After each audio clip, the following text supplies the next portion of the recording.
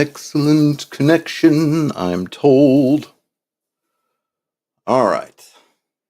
According to the YouTube gods, I'm live.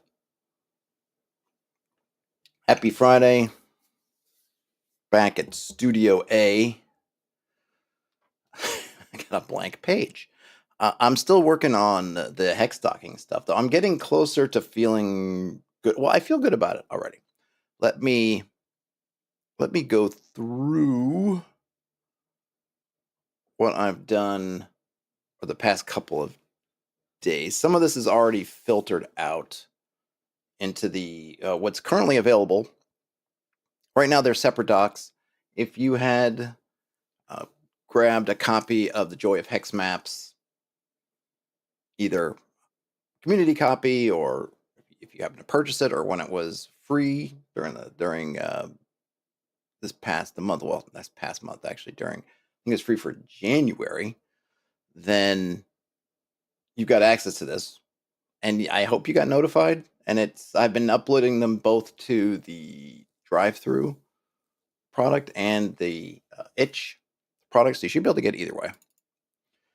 So we started with the template and figuring that stuff out, and then I moved this around. I actually just did this. I think having the sites up first. So right now, the doc has got rules for adding sites, which would be kind of interesting locations, could be adventuring locations, would include dungeons, but they don't have to be dungeons. They could be many things. I think I ended up, so first I had habitations first, which is if you're adding settlements and whatnot. And there's some, I don't know if I'll address it or not. I think there's some overlap between settlements and sites. Well, I don't think, I know there's overlap between settlements and sites. But I think ultimately, and maybe I'll make a note of this, but if there's gray areas, and I don't know that I need to spell everything out. I think folks are adults, or at least capable of making up their own opinions. But part of it comes down to usually dungeons. I say usually, right? So a common trope with a dungeon is that it's sitting in some area, and it's, granted, there's campaign stuff, whatever, but oftentimes you have a dungeon and it's just it's sitting there, and it's sort of contained. It doesn't spill out that much. And yes, there might be, depending on your campaign or something, something's coming out of there, some dark forces erupting. It happens sometimes, but often also dungeons are just kind of there, and you discover it, and then you delve inside, and all kinds of crazy stuff ensues.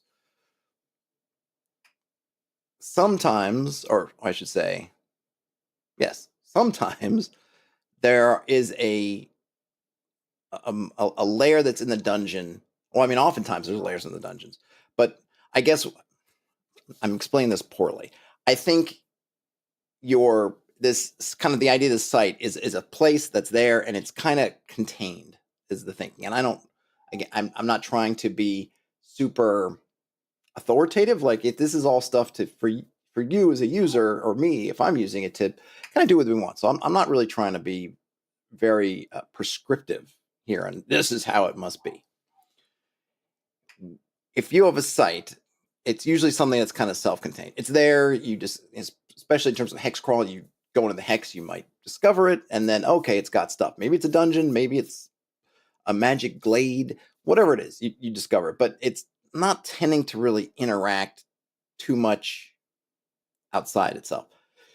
A lair or a settlement, which would include, or I should say habitation, which would include settlements, which would include lairs, those things are interacting more with the environment because they've got creatures in there. And obviously dungeons have creatures in them too, but the creatures in dungeons tend to just be about the dungeon. I say tends, and they're not popping off a lot. And in fact, you could say that if you wanted to have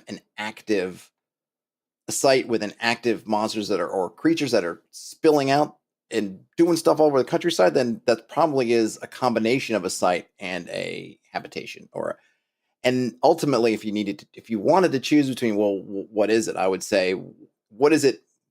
What is it more? Is it like a dungeon that's something, that has a little layer in it, or is it a layer that has a dungeon in it, kind of thing?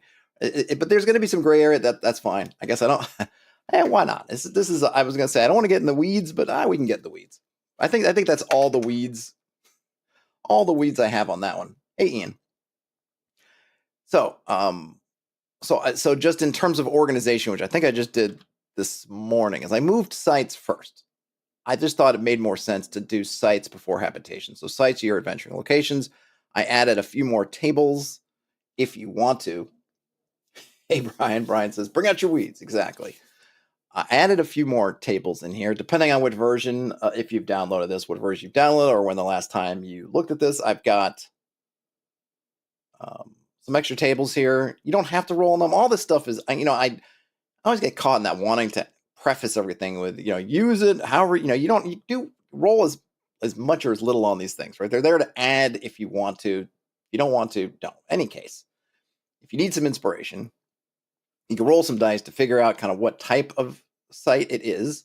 And I just came up with some. Maybe these are good, maybe these are bad. Replace them with what you like. Barrier, which would include doorways, gateways, things would also be barriers. It's lore. Is this somewhere where you're getting information from?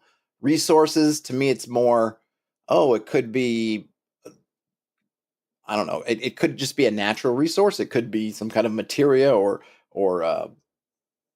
reagent or whatever. It's like somewhere where you're kind of you're getting resources from. But I'm separating out kind of knowledge resources from sort of, I guess I'm talking about, if lore was intellectual resources, then resources is kind of physical resources. Wisdom, these are supposed to be inspirational. You could probably, if you wanted to, combine lore and wisdom, but I don't know, wisdom would be more, you're looking for advice and stuff as opposed to information. Lore, like who built the castle of Arg? Okay, I need to find that lore. Wisdom, maybe it's more of a religion thing, like, I need to consult with, should I do this thing? I want to get my gods or a gods or some kind of holy person's advice or whatever. I want to ask this entity, should I do a thing? Or kind of get that kind of, right, that sort of, or just kind of, I need some inspiration or something else. That's kind of wisdom. Well, favor is if you're going somewhere to basically curry favor with an entity. So maybe there's a temple somewhere with an altar, and you can put something on the altar, and that will get you favor with a patron, some kind of otherworldly entity, something like that. That would be favor. Brian Smith asks if spell tome is lore or a physical resource. I would say lore. Physical resource would be something you spend, and it's right. The spell book is it's a source of knowledge, but you don't. I mean, I guess system dependent. You don't spend it. A resource might be, I need a I don't know. I need iron ore or a weird metal or some kind of meteorite, or this here is something else. Something like that. Something that you would take in and then consume or spend. But like I said, this is really up to you. So if you see things differently, don't let me stand in your way. And then finally, power is literally that kind of like, here's a ley line or some kind of and someone like this literally empowers me. It makes something stronger. It could be magic. Doesn't have to be magic. It could be something else. Again, I'm leaving these vague for you because they're supposed to be inspirational, and I'm not trying to tie you down to anything. But if you think about it, like, here, if I do something here, I can do it better, or if I feel everything feels stronger, whatever that is, that would be power. Then you have your domains if you want to roll those. So you have your life, death, nature, industry for thing. This is your crafts, whatever, that kind of thing. Mysticism would be for, it's, I don't really want to call it religion because religion doesn't seem right when the entities actually exist. I don't know. But, your stuff like you're dealing with otherworldly entities, patrons, whatever. That's mysticism, and then magic is magic. And then themes, I just try just to give you a general sense of, well, what's the vibe about this? You have joy, and I just picked some. I was trying to find some good kind of personality stuff, but very basic. So I just found a couple that I think cover some of the bases. And as with everything here, these in particular are very much up to your interpretation. So joy, you might say, that's something like there's a ceremony that's held here, or something else, and that's kind of like a joyful thing, like, we're having a festival, or I don't know if it's a location maybe it's a place of celebration. Like we come here, we come to the village green to celebrate these things. Oh, great, it's celebration. Admiration, it might be a monument or something. That could be something that you admire, or something else. It could be that there's I don't know, whatever it is. But and again, they're vague. Vigilance. We need to watch this, protect this. Maybe it is a place where we watch things. Right? It's up to you. You could say if something is like a barrier with vigilance might be a prison. You're trying to hold something, or it could also be some kind of um, like a tower or something else. If you want something that's like, okay, we're gonna this is a spot. Um, I don't know. And towers, which we'll get to, also show up in habitations. So there's some gray area, but vigilance. Is it watching over something, or are we watch? Is this a place from which we watch over something? Like Amon Hen, I think in the Fellowship of the Ring, right? This spot where you can sit down on this rock. I think that's Amon Hen, where you can kind of sit on his throne and you can see far. You get this kind of far sight. That's a really cool thing. That might be vigilance. With I'm not sure what other. It might be. Was it lore? Might be power. Yeah, power maybe, and vigilance. Amon Hen, right? Because he's power of far sight, and it's the sight part being kind of vigilance, right? Grief. This cover a lot of things. Maybe a tomb could also be a monument, graveyard, barrow mounds, whatever. Fear could also be a barrow or something else. Like again, the themes are really just to play with, to just if you need it, to kind of give you some extra stuff. I then came up with alignments if you want to use that. It's basically a equal chance of it being chaos, neutral, or law. Size, if you want to look at sizes.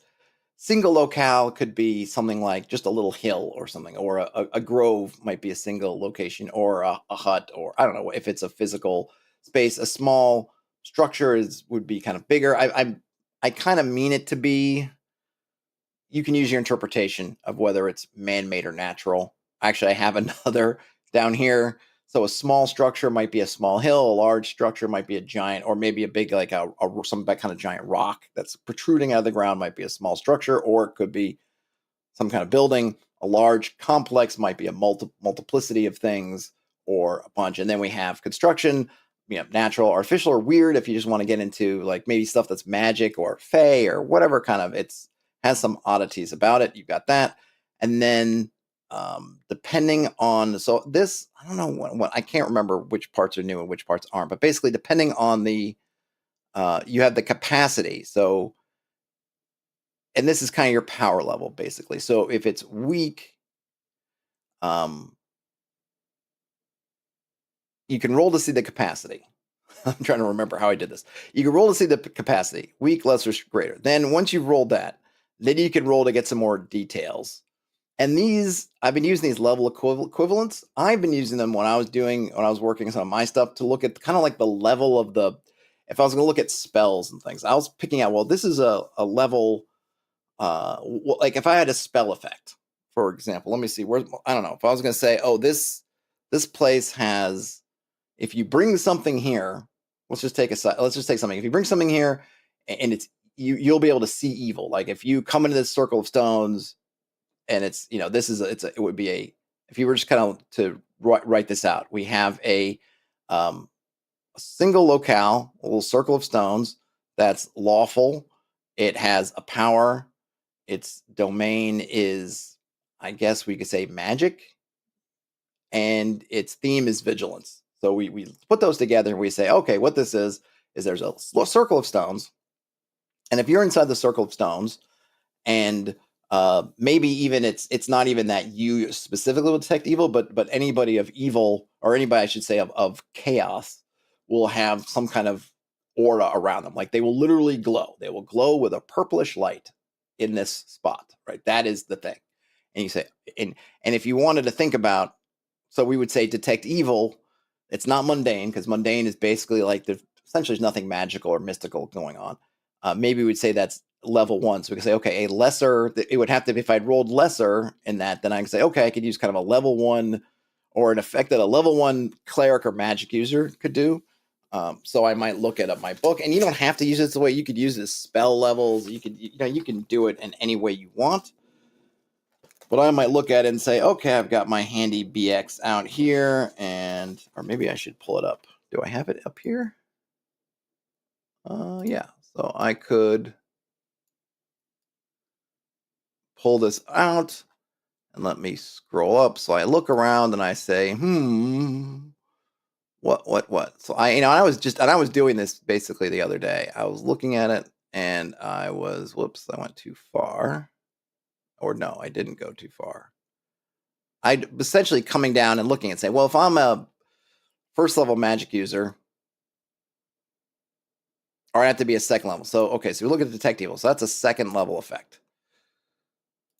So I would need to have this weak. So I would roll on these and I would say, okay, if I rolled say a 4 and then I roll a 6, sorry, I should say a 3. Let's say I roll a 3 and a 6. So I roll 3, I get weak. I come down here and weak. Oh, I got level 2.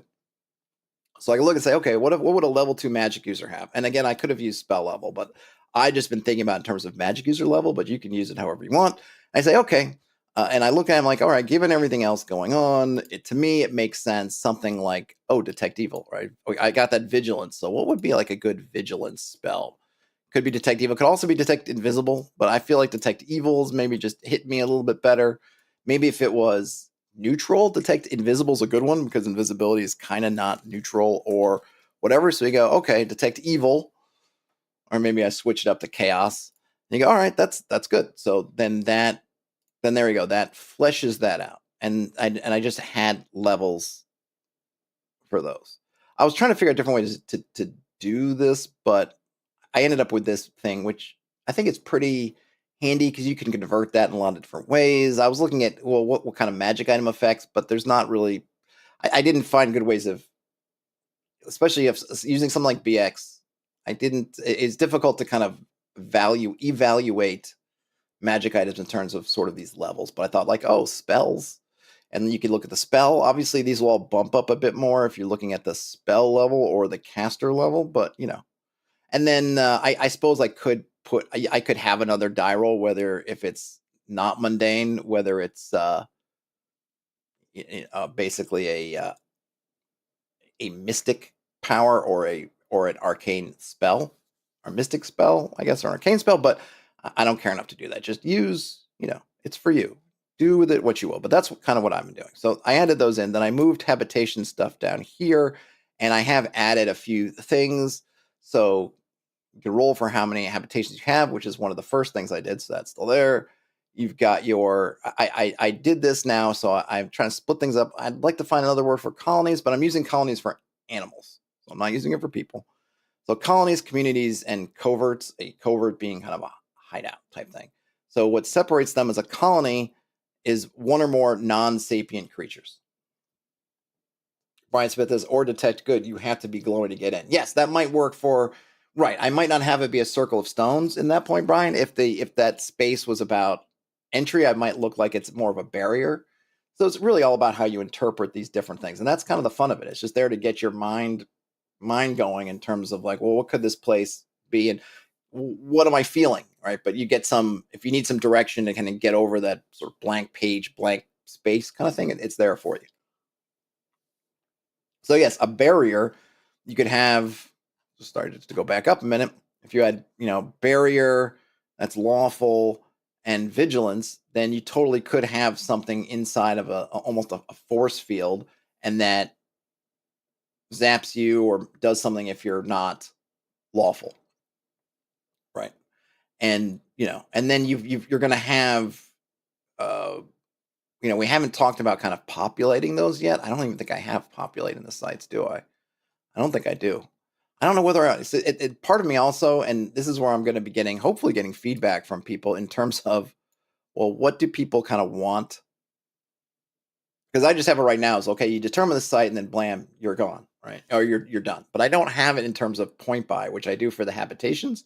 But maybe we could do points for sites so that you could, if you wanted to have that sort of barrier, and then inside is something kind of what is the value of that? There might be something to it, but you could boy, the rabbit hole never ends. But anyway, yes, you could totally have that.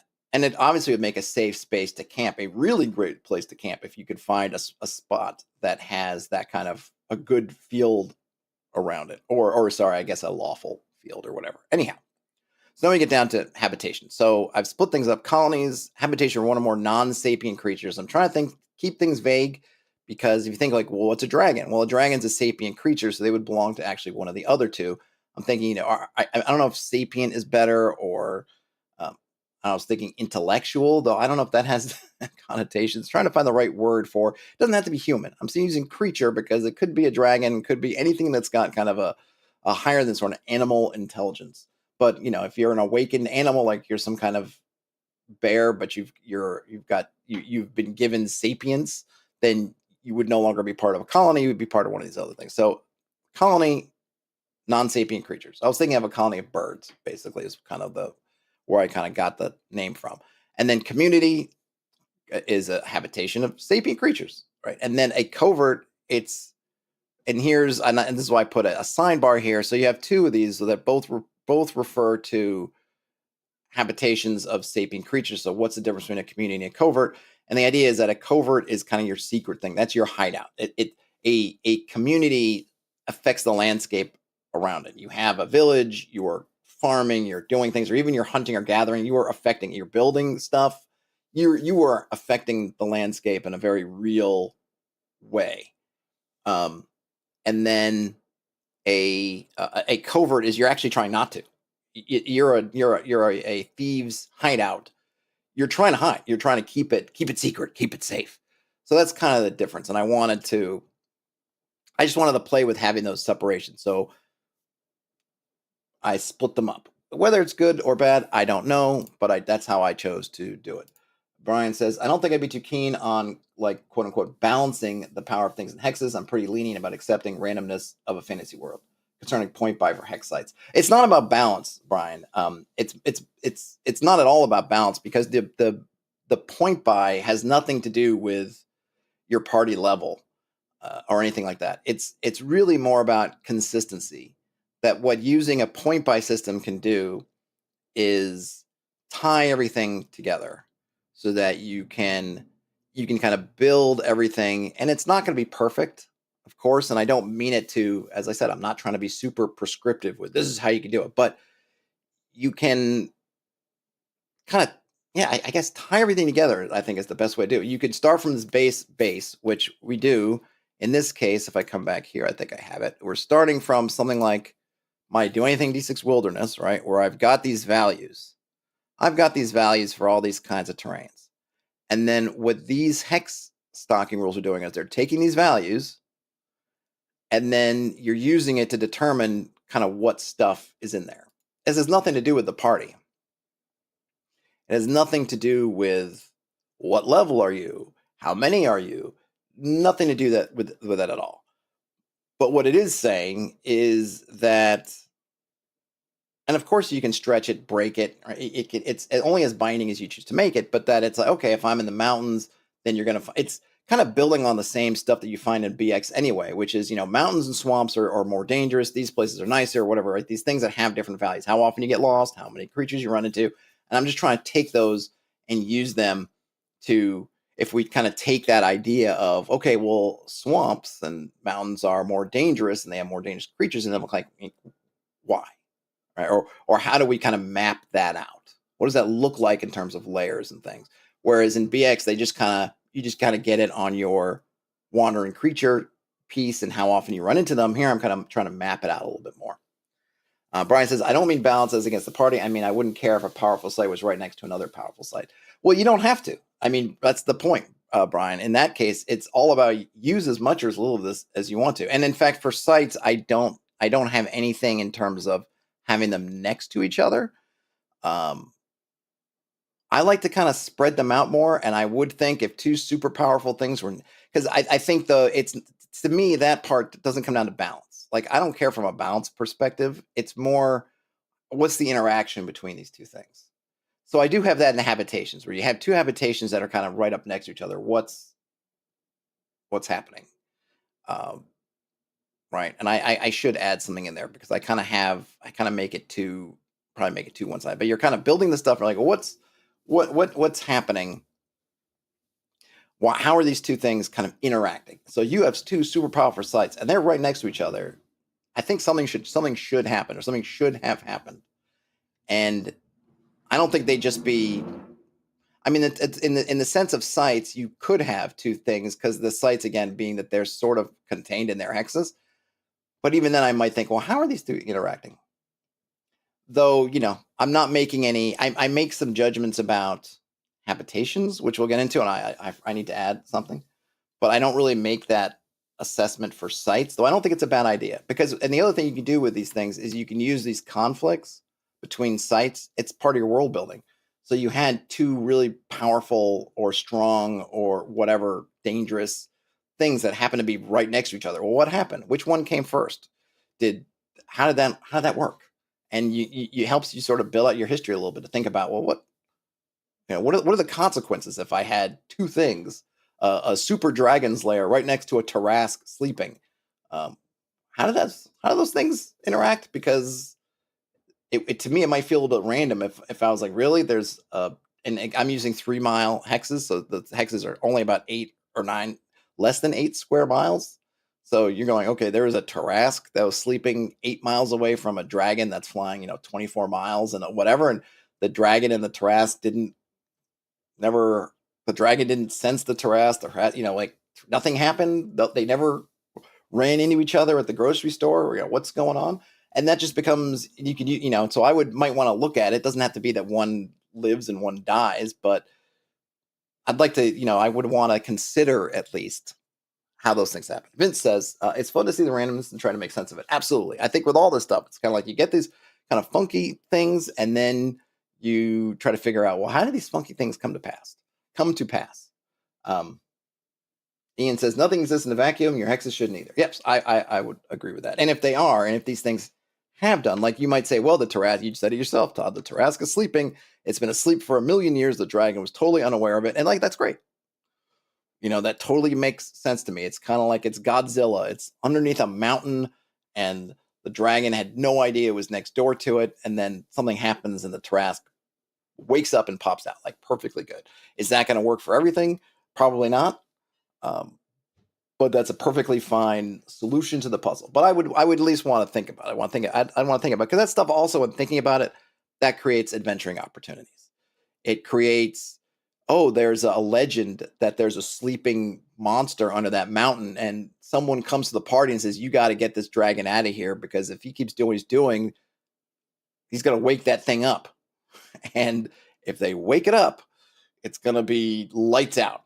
So please get the dragon to move, or move the dragon, or do something like that. Okay. So where was I? All right. So we're talking about so that's all about kind of sites. Uh, um, like I said, I could put some notes in here about sites interacting. I'd probably have to add another page because this page is pretty darn full up.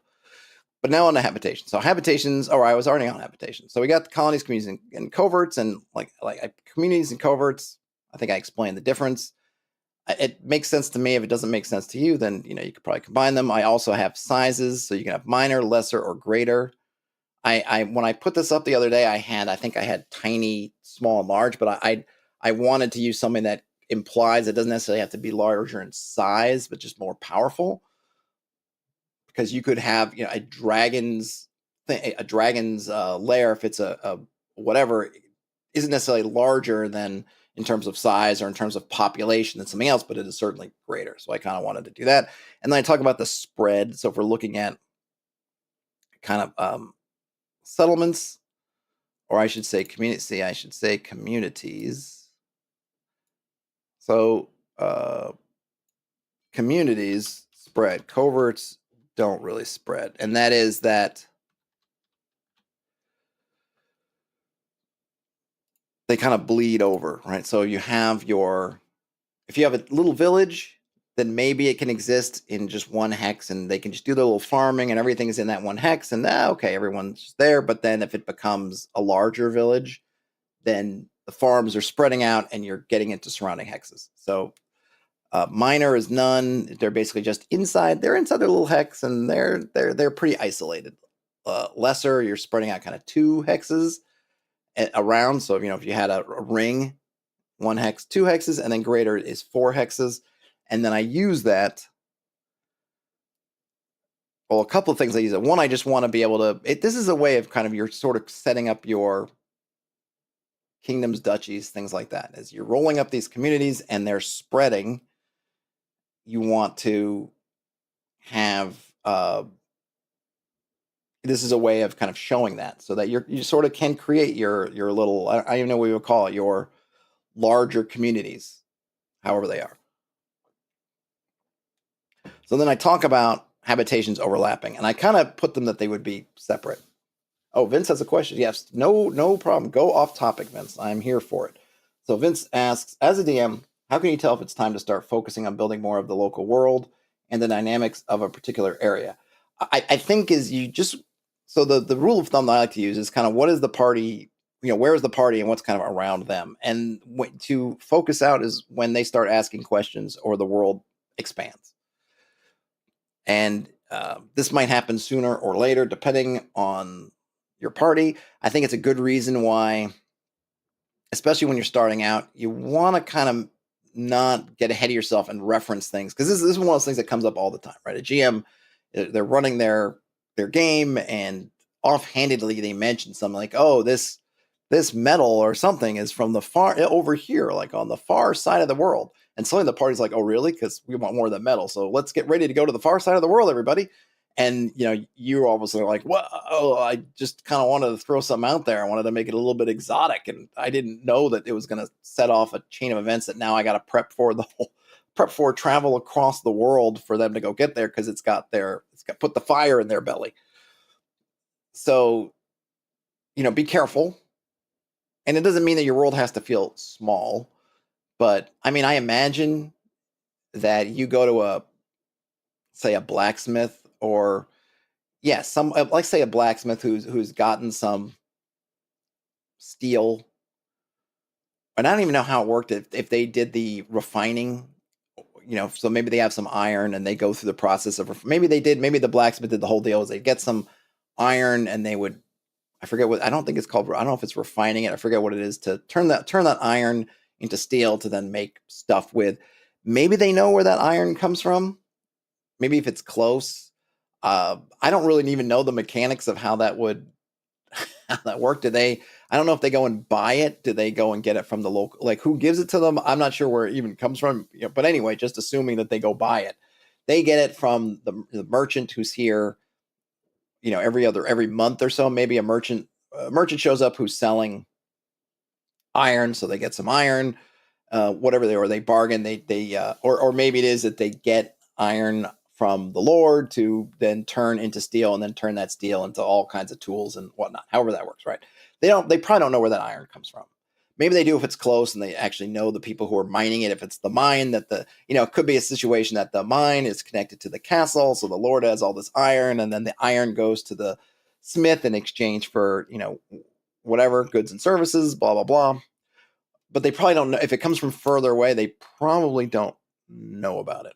They just probably know, like, oh, I got it from Sam. And Sam comes, and then if you need to, you could say, well, Sam comes once a month, and he just, and he's gone. He's not going to be back for a while. So I'm just going to get rid of that. I don't know why I put that in there. Get rid of it. So Sam comes once a month, and he ain't here. So there you go. So, but and oftentimes what other things will happen is your party will, and my assumption is that you're sort of seeding the local area with local stuff to do, and they'll start to exhaust those local things, or you'll start to listen to them talking to each other, and they may start to think about, let's say you've got they want to get kind of bigger. Oh, where's the nearest? We've been going to these little towns, rinky-dink towns and villages, but we want to go to the city now, or something like that. So you can use those cues for when they start to ask questions, or to just kind of exhaust what's happening locally, to then expand. And like I said, sometimes they might not. Sometimes they might get a big. They might have larger ambitions from the start, and then you'll just have to figure that out. And I think this is also where you will develop to kind of know your players, if you've been playing with the same group for a while, kind of what they like.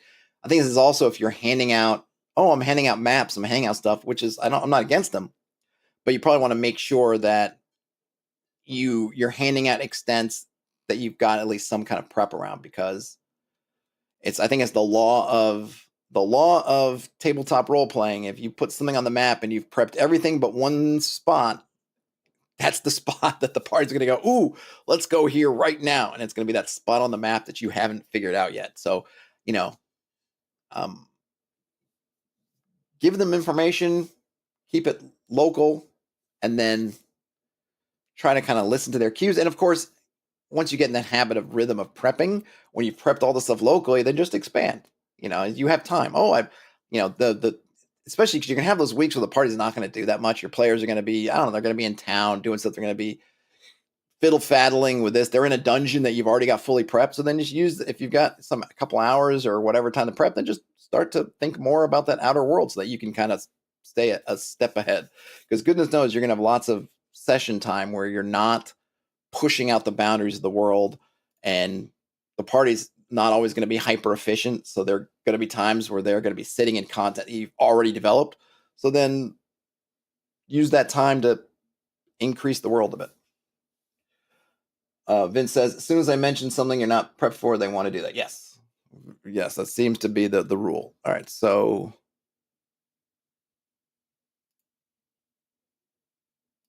if two or more habitations are near, their spreads overlap. Okay. So I want to kind of expand this. Okay, so let me let me go back. So I had this idea of spreads, which I think I just mentioned. Getting back to this kind of like how kind of far out you go. Um,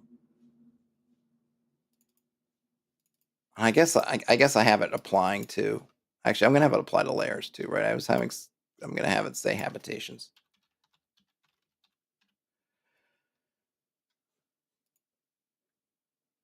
And as I noted, so yeah, the size of size of a habitation can determine its spread, how far it influences surrounding hexes.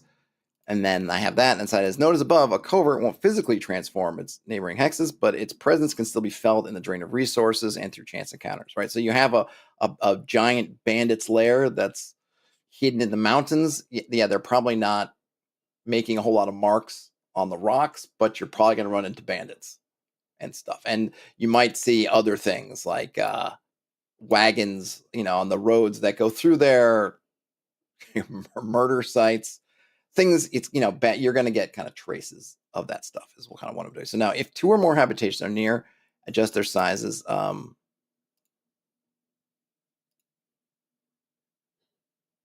Okay, I need to fix.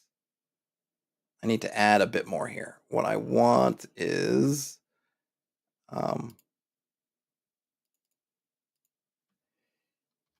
if they are of the same type.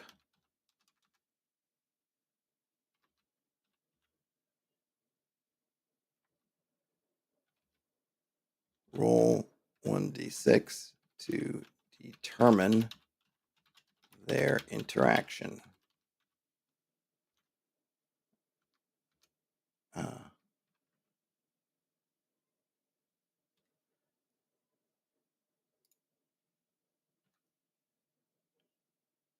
How am I going to do this?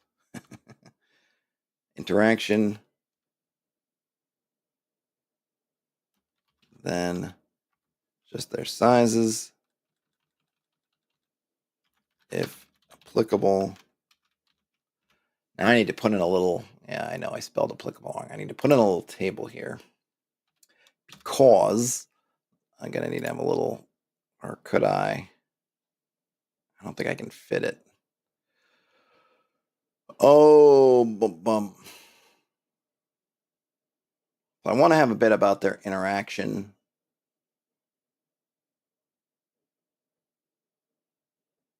I could stick, yeah, oops.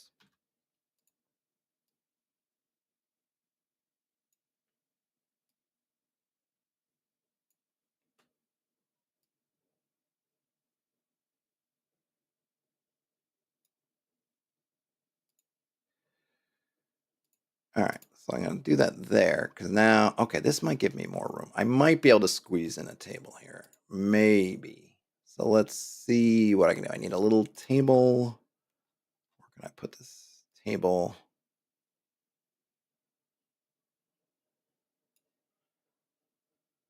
Let me just undo that. Where can I stick this table? I just need somewhere to stick it. Just slap the table down. 4. Okay. I need another column. And I'm going to have, right, roll 1d6. Have results. And let's see, I think I'm just going to have 1 to 2.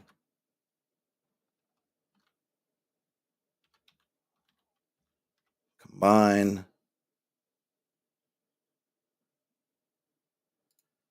3 to 4.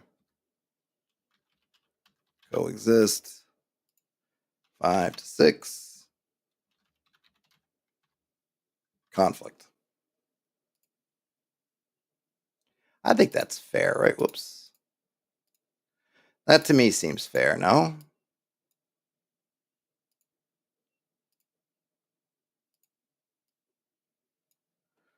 I kind of feel like it is. I mean, 33% chance.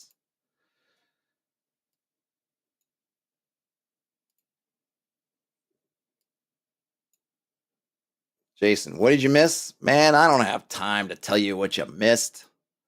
I'm fiddling on my hex stocking rule still and kind of talking through stuff and then taking, questions and taking other stuff. Oh, and I will probably stream as I'm supposed to, as I've said I would on Fridays to do something. So I'll probably stream on the main channel later on today if I can get my act together. But I wanted to work on that. I was working on this anyway because it's been kind of slow today. So I've got that kind of time. And I thought if I'm going to be doing this anyway, I might as well stream it while I'm doing it. And so that's what I did.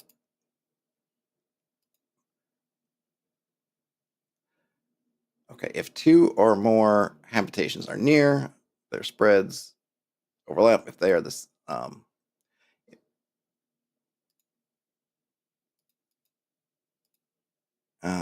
see. I guess it doesn't even have to be the same type, right? I'm just gonna say they roll. I don't think I need it. Makes it more fun.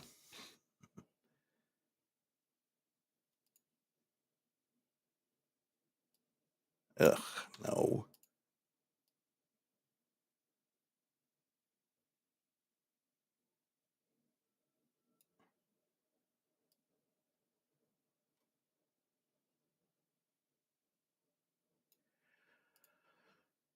Okay. Combine. They join. Should I use join? I kind of like the C's, but combine is that they join. They join up. They combine. 2 communities combine into 1 community. So yeah, these are they're not so much places as they are habitations. So you have 2 villages next to each other. They combine together. So this is, but it doesn't have to mean that the villages become a super village or a town. But it means that if you had culture A and culture B, let's say, and they they're right next to each other, then they join up in some form. And I do have this sidebar here. This is something again you can use to create kind of a history. So if you do have you roll up and you have 2 habitations that are right next to each other, and let's just assume for this example, though, you can get really funky with it depending on who's there. You could say, oh, look, I rolled a dragon and I rolled people and I rolled combine on the thing. So what happens is maybe this is the rise of a dragon lord who, or who, takes leadership of these people, something like that. So you can, it's free to use, but so either combine, they coexist, or they conflict. If they conflict,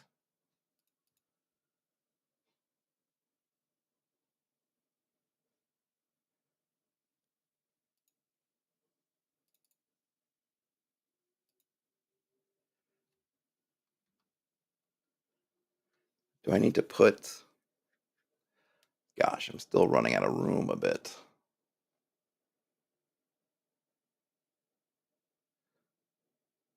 Mm-hmm. Do I need to if let's see, what should um I don't know, I should call it adjacency. And then I can do this one. I'll make this a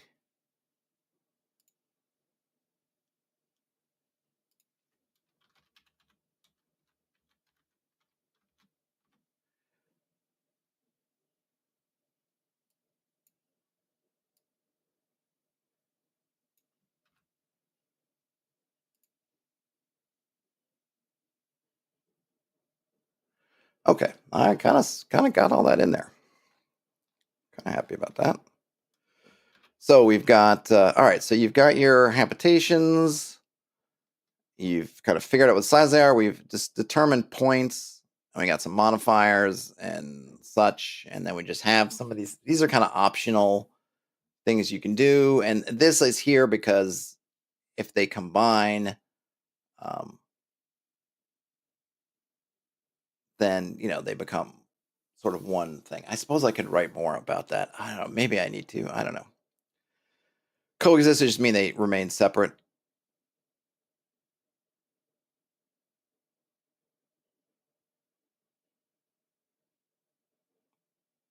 And then conflict is they fight.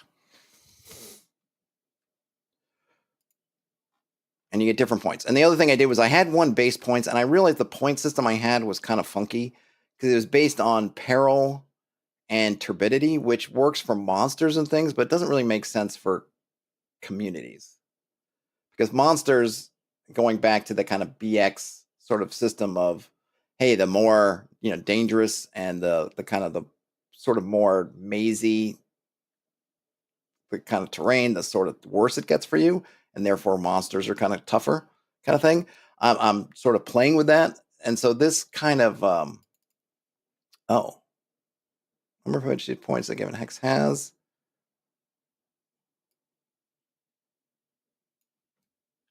Depends. Oops. Depends upon the size, the type, and size of the habitation.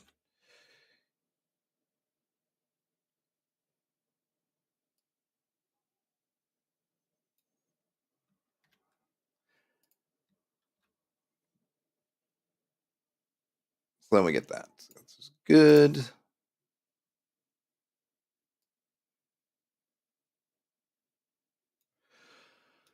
Okay. So we got that. So then basically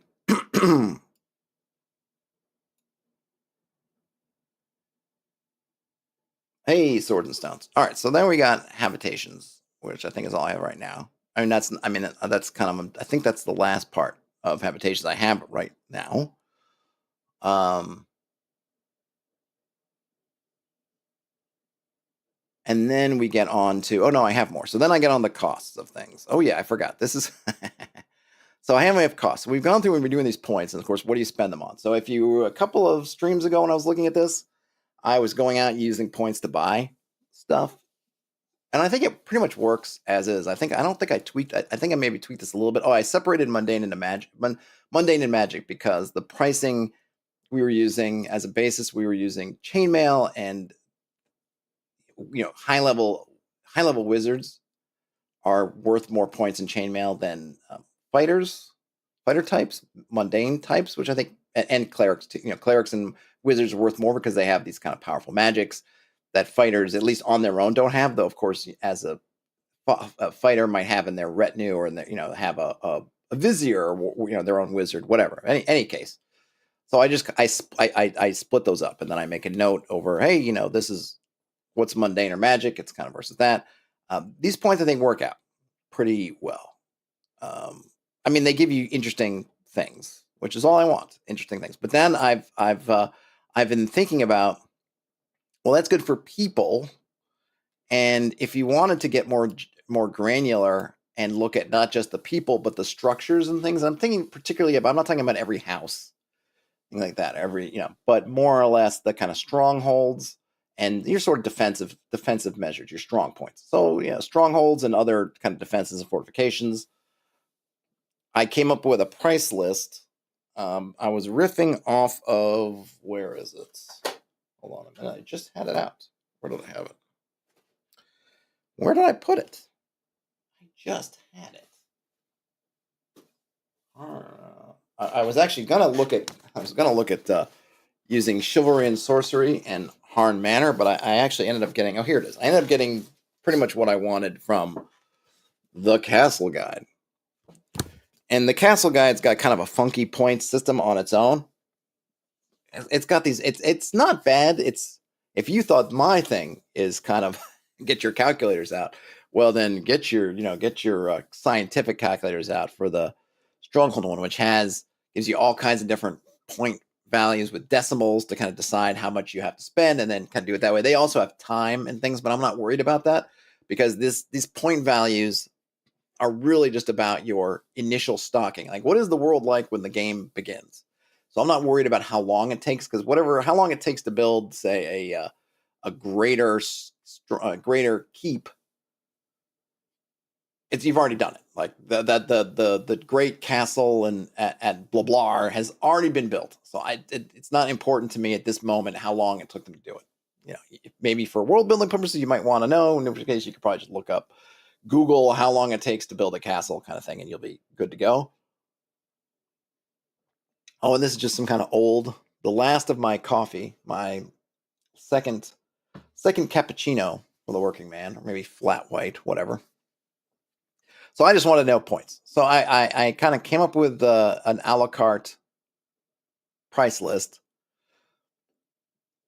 Starting with I list strongholds out. So halls, manor houses, then keeps, and then some towers, and then stuff like ditches, moats, or channels, ramparts, palisades, and stone walls. You can get more. The Castle Guide. If you want to get really in depth, I didn't even get a chance to check out Harn Manor. I mean, Chivalry and Sorcery, and unfortunately, my book is falling apart. That's another reason why I was starting to get in here, and pages were starting to come out because the glue is all dried up and gone. It has some really good, but it's the type is super tiny. But it gets. I'm trying to think of where it was in here. It gets pretty darn detailed in terms of castles. Let me see if I can remember what page it's on. I'll just read a little bit. I don't think I have this in any form in PDF, unfortunately, to look. I don't think, anyway. Let's see. So if we go to, here we go, castles 29 for feudal structures. I was right there. So you have, they break things down into peasant huts, cottages, inns, which actually wouldn't be bad. Maybe inns would be something good. Villas, and then they give you tasks. I mean, this is really good. I should do something for this for when you're getting into more of your sort of domain stuff, like active domain, as opposed to, this is, we're stocking hexes. We're not doing kind of ongoing domain stuff, but they have costs for site clearing, preparing foundations, wattle and mud walls, cheap stone walls, average stone walls, good stone walls, fine stone walls, the mortar with different qualities, wood bracing with different qualities, iron bound bracing, bricks, roofing, finishing, square towers versus round towers versus excavations versus quarrying and dressing, and all these kind of things. And that's just this sort of thing. Now they have, and this is one of the reasons why I started looking at this, and then I said, like, maybe I won't look at this, is that they're giving you, because remember, this is kind of active. These things here are very much active campaign stuff. So they're giving you, I don't even know if it's a copper pieces or just they're using CP, which I'm not even sure, excuse me, what CP refers to in terms of currency. And they're also giving you kind of per square footage, which, like I said, it's great. If you're needed to figure something out, I'd have to do all kinds of conversions, try to figure out what that might be in kind of your classic gold piece, silver piece, copper piece kind of thing. But I'm not trying to get that. It's way more granular than I'm trying to get to.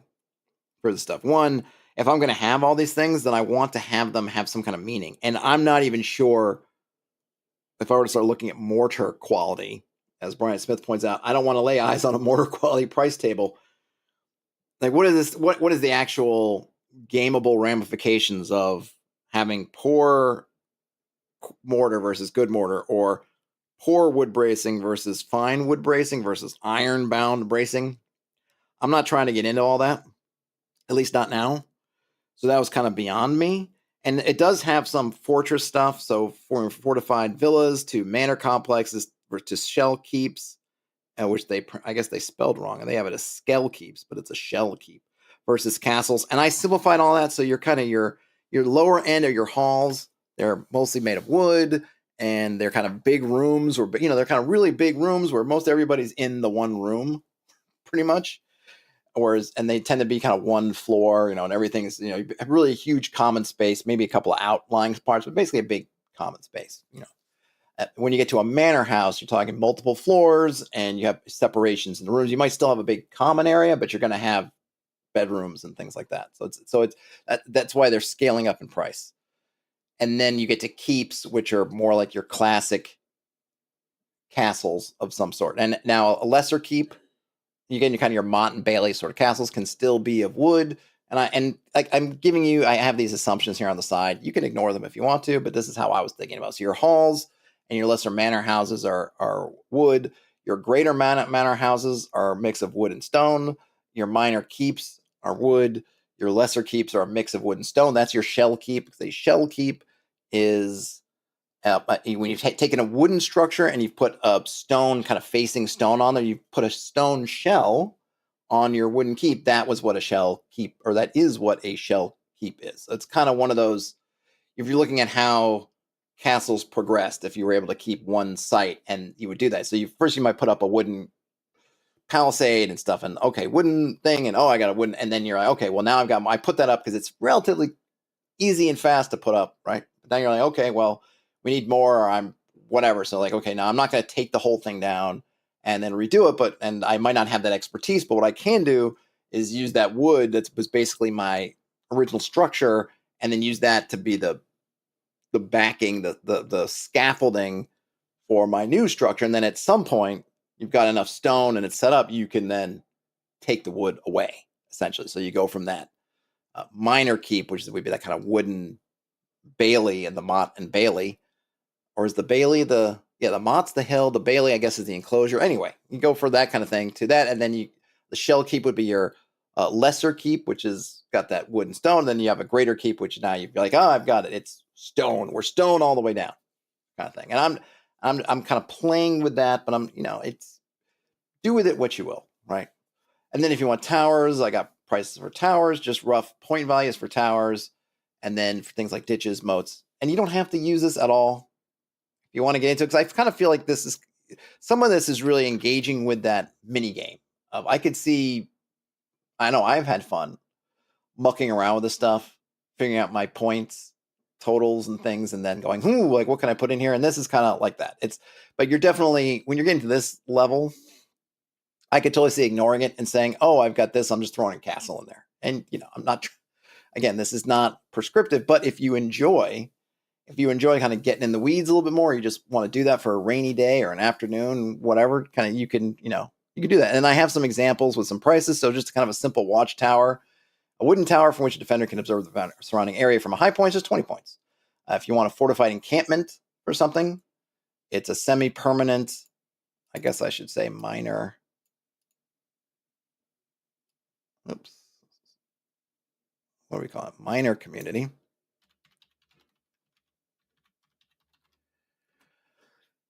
So a semi-permanent minor community surrounded by a palisade, that's 10 points. That's pretty easy. A Mott and Bailey castle is a minor keep surrounded by a palisade positioned atop a rampart, that's 70 points. A shell keep is a lesser keep surrounded by stone walls positioned atop a rampart, that would be 100 points. And a walled village. And I do think if you want to put a wall around the whole village, because the prices, that's why the asterisks are on those prices for fortifications. They're putting it around a singular building. If you want to put it around a whole kind of settlement, a whole community, then Do I say lesser community settlement? It's just lesser community, right? What did I call it? I got to remember. Yeah, lesser community. I don't need to put settlement. Lesser community. So if you just want to put it all around the whole thing, then you multiply by the kind of the size. So a walled village would be a lesser community. Oh, oops, no, I deleted the wrong word.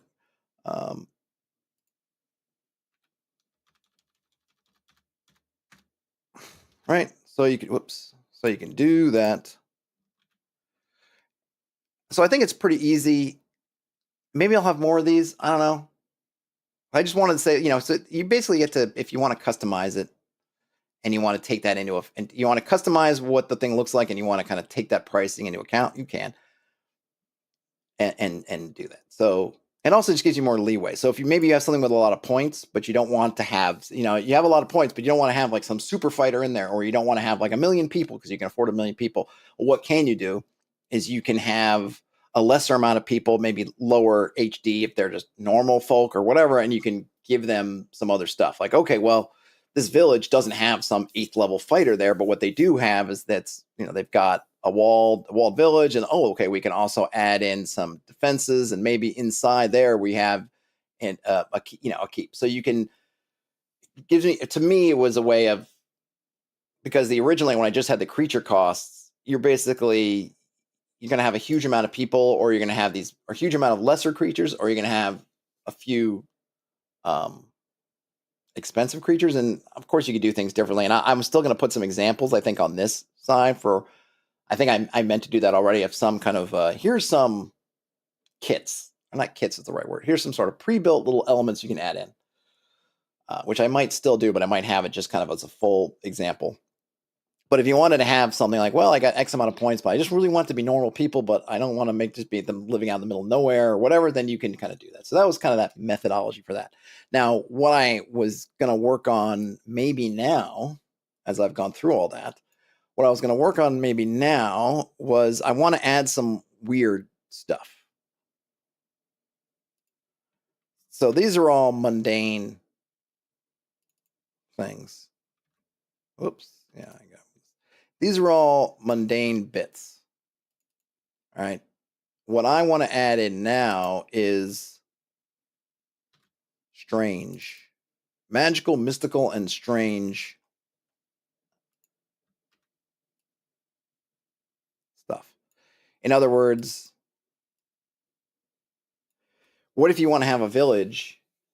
It's not surrounded by, because I always think about part of the impetus for this stuff, and particularly this, is the concept of, okay, you have a village, and it's in, they, at the end of you, and this is, I think, a trope in fiction and certainly in fantasy stuff, right? The hero, like Conan, he's in some dangerous jungle and he bursts out into a clearing, and there's this little village, and it's just sitting there, and there's like the monster that he's running from doesn't follow him into this clearing where this little village is, and everything seems so quaint and quiet and calm and peaceful, and you'd think you'd need to have ballista pointing out in every direction, in every angle, because the dinosaur or something that's out there, whatever it's surrounding it, but yet they don't. So what's going on? How do they have these things? So I want to have that built into my pricing, that you could have if you wanted to have something more interesting, something not mundane, some sort of supernatural, magical, mystical thing to your village, as to why this village that's in the middle of some swamp is not attacked by all the horrible things that you're putting in this other swamp hex. It's like, what is it about this thing? Now, yeah, they could have all the stuff I talked about on top of an artificial hill, and they've got walls and all that. And yeah, you could totally have that. But you could also, like, well, maybe they got something else going on. Maybe there's, I wonder. So you can have that. So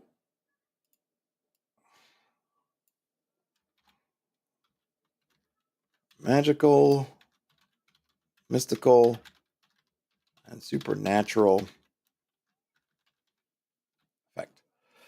I will probably change that title, and I'm going to leave that text there because I don't care about that. So let's see.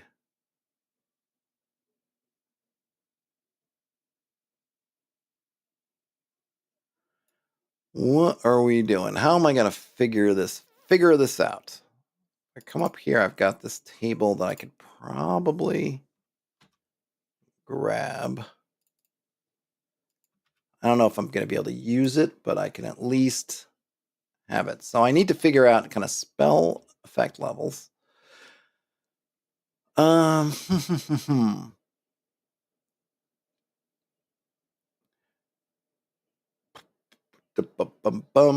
we've got, what have we got? We have our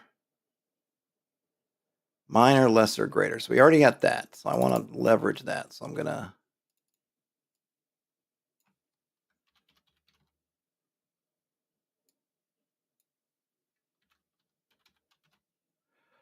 I might not need this capacity actually. I could probably just do, let's just say, well, I'll leave it there for right now.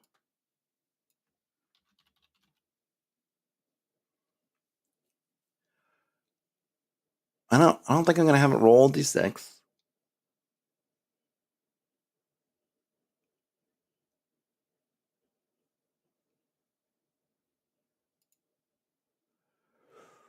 And then 1, 2, 3, 4, 5, 6, 7, 8, and then 9. 9 plus does 9. If I go to X, what is the 9th level? Does that trigger anything? Because that would be good if it did. In terms of spell availability.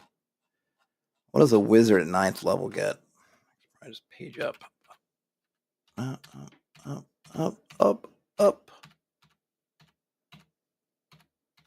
Okay, so a magic user, 9th level, doesn't have access to 6th levels. Well, 6th level spells are pretty darn.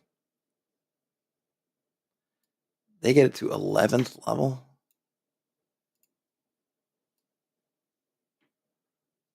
Wow. What are the 6th level spells? What are we talking about? Any of those going to be things that are actually okay? Oh, well, let's see. So, well, those are interesting. So I definitely want to give him access to 5th level. Cleric spells would be good because create food and those are actually really interesting. In terms of the magic user spells, what do we get at 6th level? Oh yeah, anti-magic. Oh, these are all good. Or not all of them, but like for settlements, anti-magic shell, control weather, gash. Oh yeah. There's some good ones there. So now I need to figure this out. All right. So what level? What did we say? So it was 11th level is the high end for that gets you, yeah, so 11th level wizard. 11th level is what we need there. And where does cleric top out at? Cleric tops out at 7th level. They only get 5th level spells. All right. So come back here. I don't think I need. I don't know if I'm going to need dice. All right, I'll just leave those alone for right now. So we're going to go.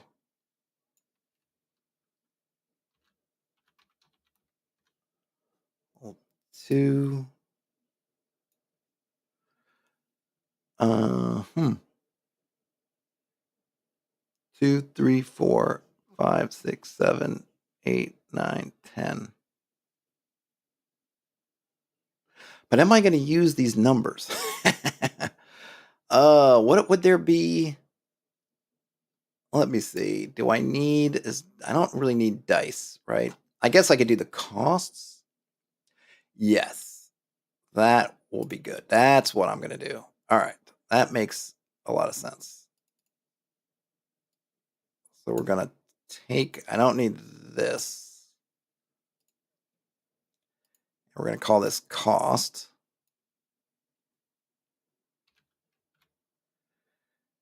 Right? Wait a minute. Minor, lesser, greater. So then, yeah. Yep, I'm going to do that. I don't need I can leave the bolding in. So we're going to put the levels here.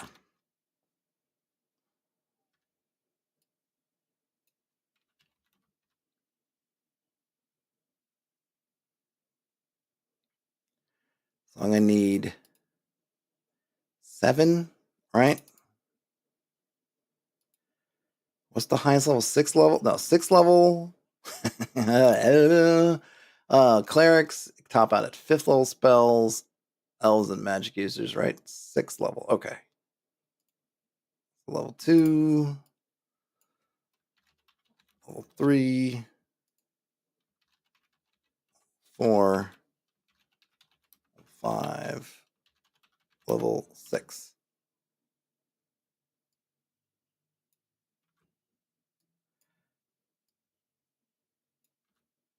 I wonder if I even need this. So I guess, so here's the question. Does it matter? So you're already getting, maybe I don't even need, oh shit. And I'm thinking, you know what? I'm thinking I don't even need these. I was thinking I would need those, but I really don't. I just need to set the cost so that your minor spots, or do I even want to have it? Yeah, I don't even think I need it. I just think I set some costs accordingly. And then we just, that's it. So this is your,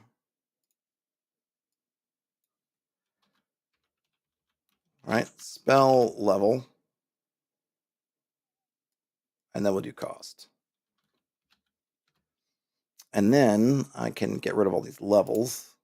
I can shrink this column down. I mean, I really could leave, whatever. Get rid of it. Get rid of it. Come on. So the idea here is that you're going to look at the basically equivalent spell level, and that's the cost. And I'll definitely will have some examples in here. No, oh my gosh, no, I don't want that.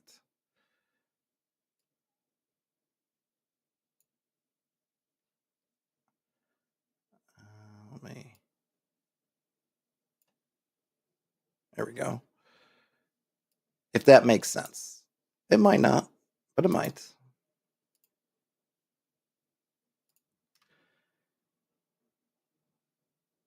And these can all be. What is this? Table. So what would be spell level 1? And I could just start off with just what is the cost of the creatures, right? So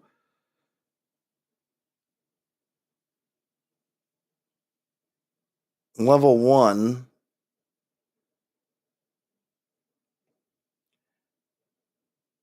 20 points.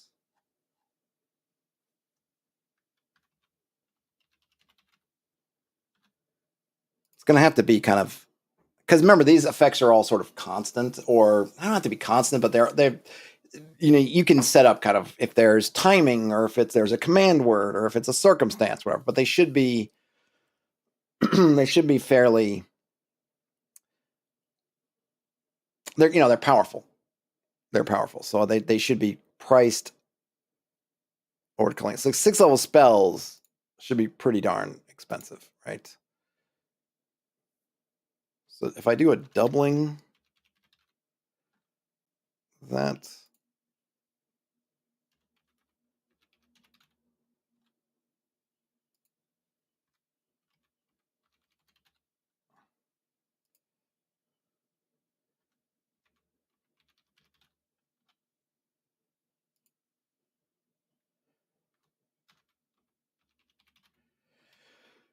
is that sufficient? I could probably even fit this in a sidebar. I don't think I even need that much. Yeah, because this doesn't actually take up that much space.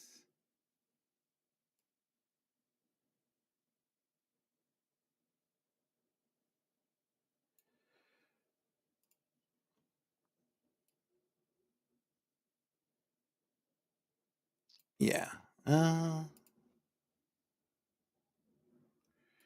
Some kind of doubling. I think, well, we can try it anyway.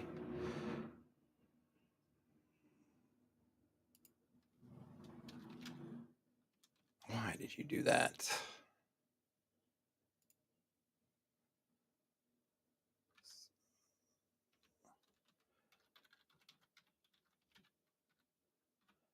Okay, so we got that, and then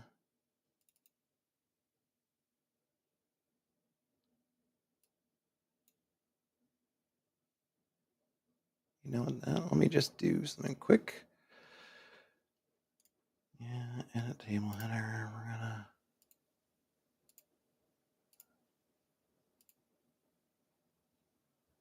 Let's,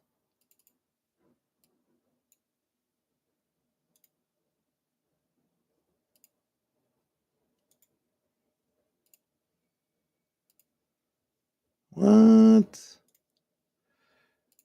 Did I not change that? Next stop body. Next stop. Yeah. Oh, but I bet you I set the. I did that.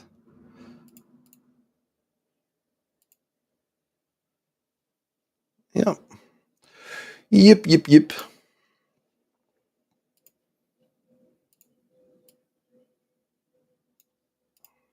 All right.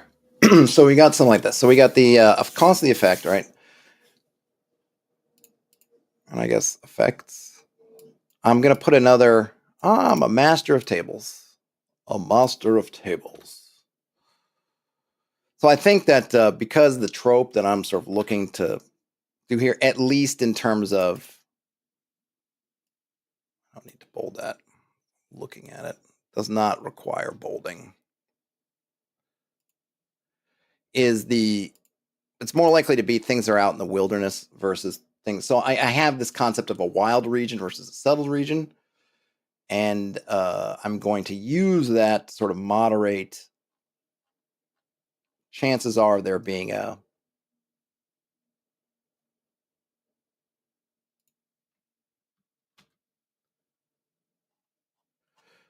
of magic. All right, so now let me write in here a little bit. So this is okay, magical, mystical, and supernatural effects. A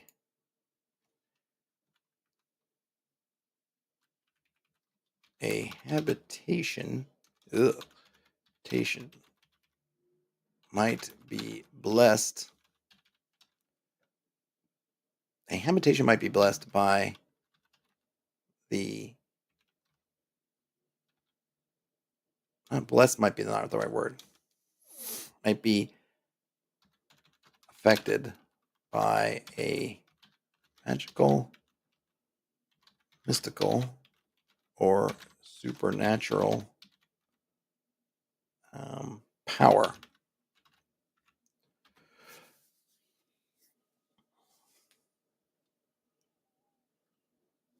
Right? Habitation might be affected by a magical, mystical, or supernatural power. Oops. The nature of that power can be, or I guess the impact. Impact of this power can be positive or negative. So you can have some, I suppose. Well, I'm just going to leave that open. Brian Smith, magical versus mystical is interesting. It's magical versus mystical, Brian. It's just me saying clerical versus arcane. So a mystical power would come from the cleric spell list essentially, and arcane from the magic user spell list. That's all I've been using it for. A habitation might be affected by mystical. So the impact of this power can be positive or negative. Ooh, if it is negative, this must be nice. If it is negative,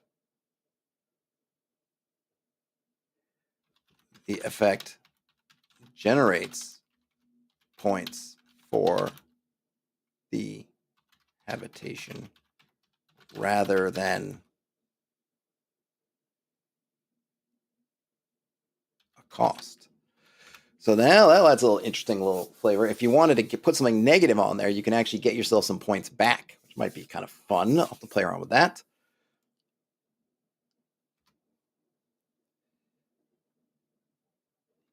the chance. I need some more space. I'm sure there's a way to do that more efficient than what I'm doing, but that's too big of a tab. Let me fix my tabs. I don't like huge tab spaces like that. Where are you? Tab stops.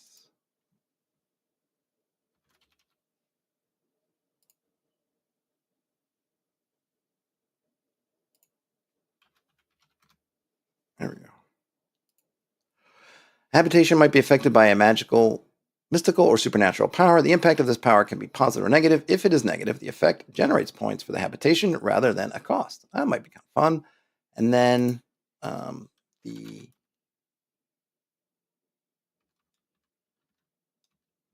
habitations in the wilderness are more likely to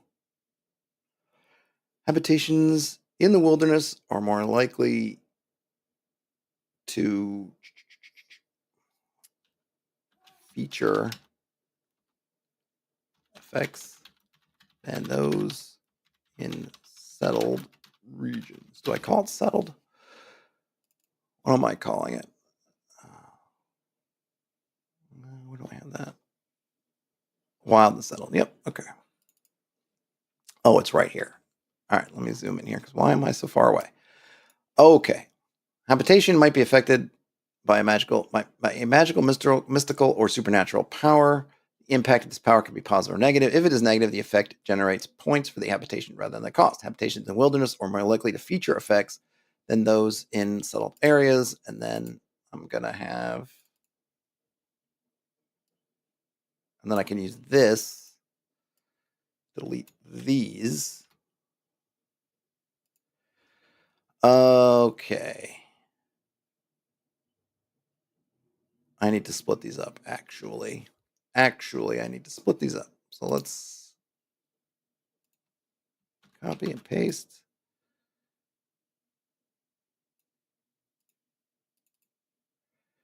We're going to delete. Oops, no, I want to go here. Yep, delete column. Here, we're going to delete column. No, control. Nope. Shift. No. Oh, no.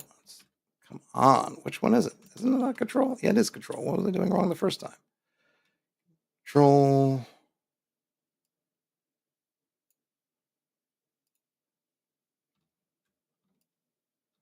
No.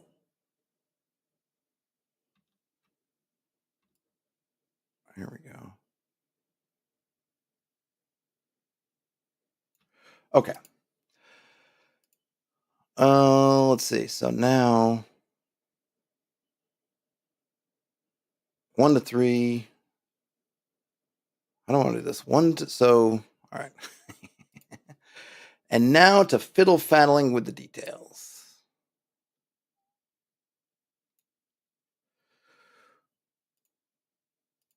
We're going to insert another row.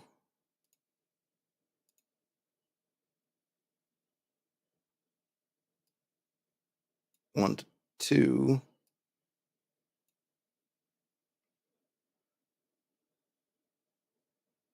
3 to 5 to 6. Do I need that? 1 to 2. None.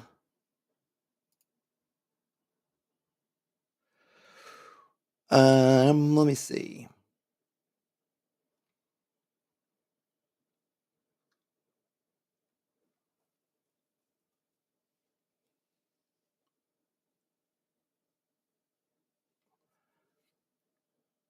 Do I want to I don't know. What it would do I want to put a cap on what you can have? So we got whoops, in the if you're in the wild, maybe 1 to 3. I always want to have a thing for like there being. I feel like those really strong ones should just be in the wilderness. Like I think that too much action in settled land. So maybe I'll do that. So I'm gonna. You're welcome to change these odds if you want. Actually, I'll just copy paste you. So you might have something like I don't know.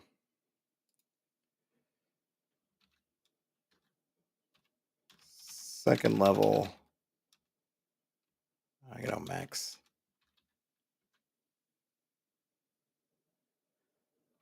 level 2, max level 4,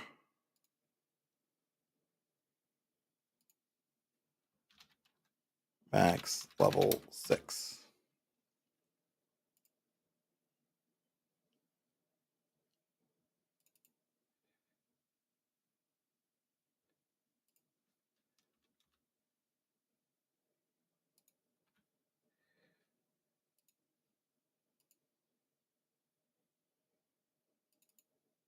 None.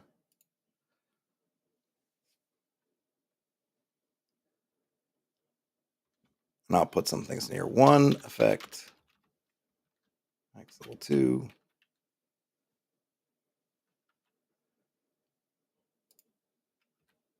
Max effect. Max 2 effects.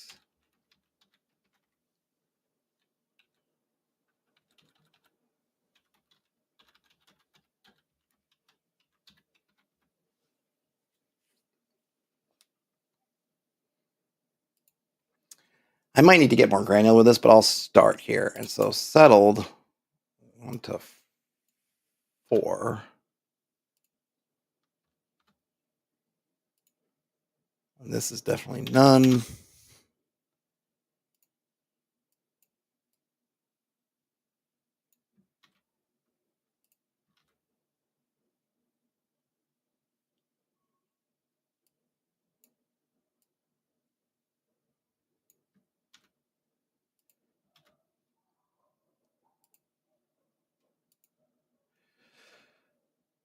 And we could probably mess around with some things if we want. And I'll get to that in a second. I'm just going to move these around a little bit. Something like that. And then, do I have these? I don't think I do. Yeah. Jump those up. Okay. So I can increase this down here. Habitations in the wilderness are more likely to affect those than those in featured settings. And then see what level is that? That's the heading. That's heading 3.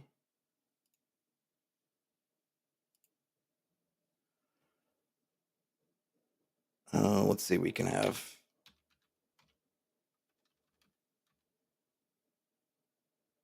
effect modifiers.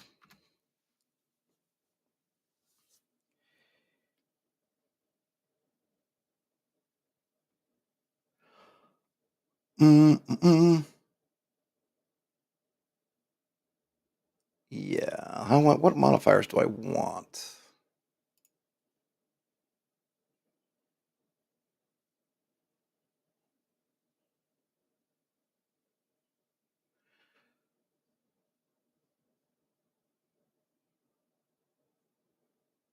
I'm not sure. I'm not sure I'm gonna have any. So let me do it. Let me get some examples. Might be a better thing to do. So let's look at an example. Oh, I might just let me do that over here. Let's just make this some example modification habitations, shall we?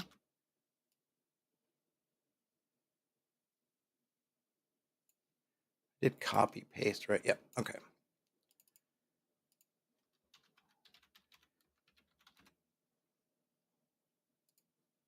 probably have to add in. Okay. So let's take a. Shall I roll some dice? I mean, I feel like why not, right? What is better than rolling dice? Nothing. And let's go down to, we'll use, where's that? There we go.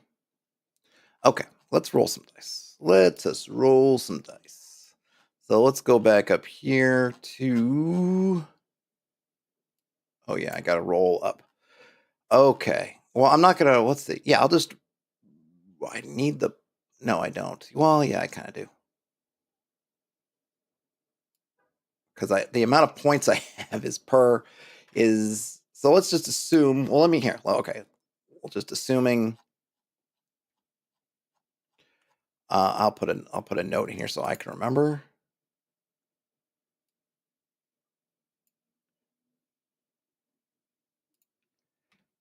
Example assumptions.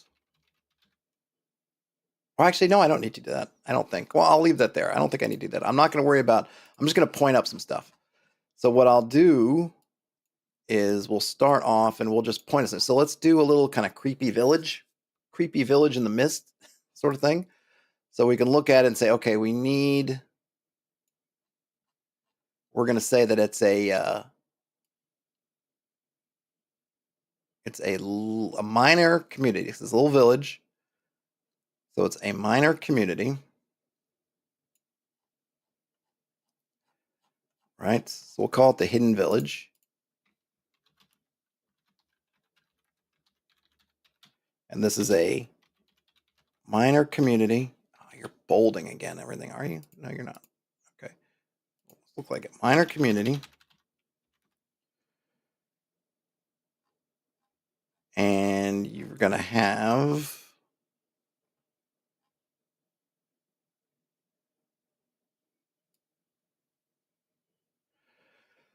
well, I'm not going to worry about that. I'm not going to worry about the points, right? So I'm not worried about that.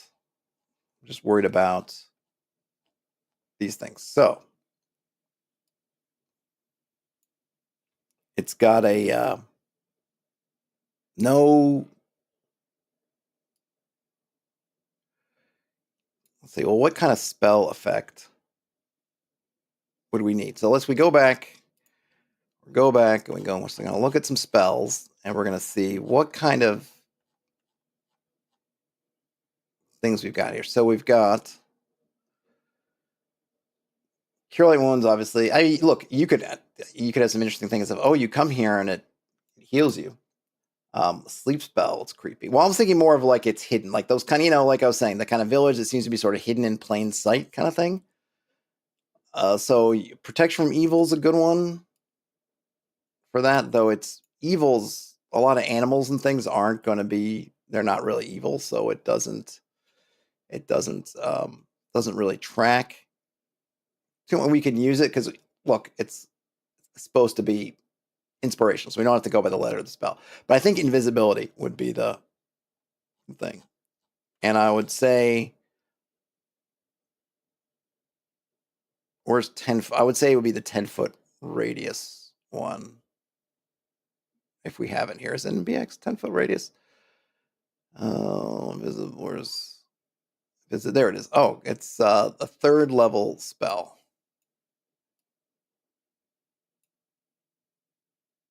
Vince says it sounds fey or fairy. I like it. Well, it's like a horror movie kind of, or trope. Like what is this weird?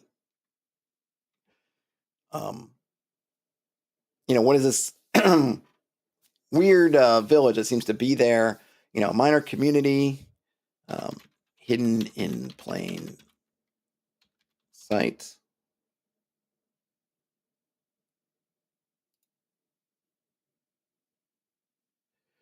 Why do I'm losing my cursor? Why is my cursor white? Community.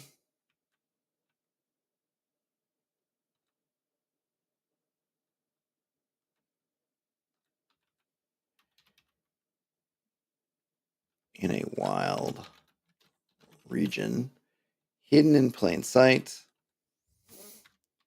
under a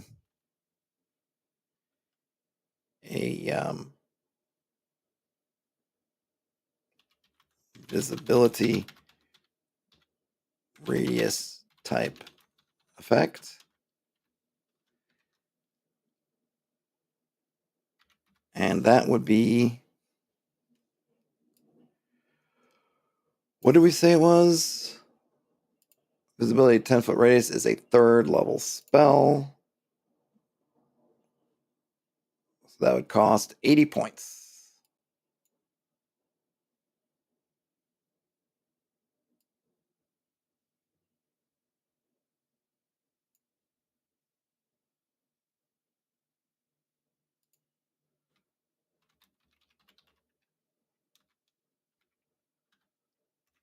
All right. And there you go. Nope.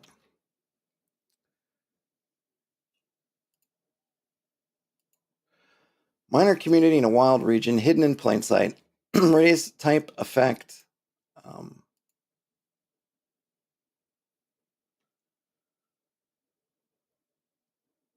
So Vince asked, does the spell cost go up to protect a village? Like how the costs change depending on the type of building? Oh, it's an interesting effect. Oh, that's a good idea. I'm thinking more of the whole thing. I'm thinking more of the whole. I'm thinking at this point just the whole thing. I'm not going to try doing a building by building. Like if the stronghold were hidden but the village were visible. I'm just assuming that it affects the whole thing. But keep in mind this 80 points is equivalent to like having a resident 8th level wizard on hand. But yeah, I'm not trying to get that granular. I mean, you could have it some weird building. It's like, oh, everything's visible except for this hill with nothing on top. But like, you can do that if you want to. I'm not gonna, I'm not gonna to get that. So the hidden village, a minor community in a wild region, hidden in plain sight under an invisibility radius type effect. Only becomes visible if I'm not going to get into it, but it wouldn't be completely invisible. Like you get close enough to it and you'd see it, so you enter the clearing and you'd see the village, but if you're in the woods, you wouldn't see it kind of thing. But I'm not going to, you can figure out, right? The hidden village, it's kind of hidden in plain sight under an invisibility radius type effect. So we'll just say, which I guess, where is my cursor? Under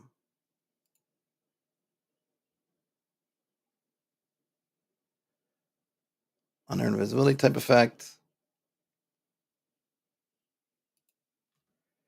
I'll just call it 3rd level.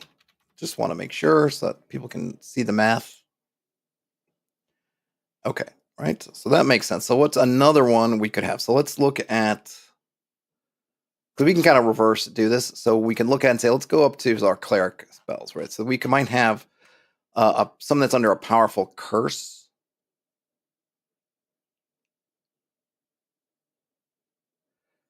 Oh, it's under.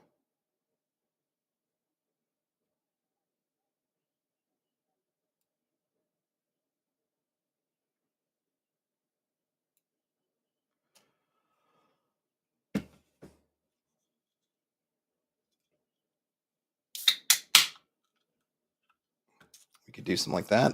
I got some, I'm back home, or Studio A anyway, so I have some Spindrift. So I'm switching over to Spindrift.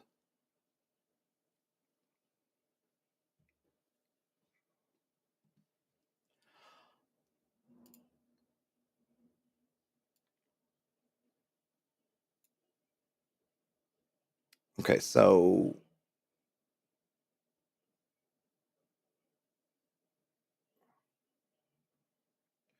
we might say that we have a 3rd level, another. Actually, I don't even really need this.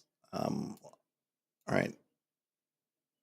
I don't even think I need, I guess, example effects I'll do. Because I'm thinking I don't even need the whole setup. I just need. And I'll say hidden in plain sight, and I'll just say, that way I can get more to the point. Hidden in plain sight.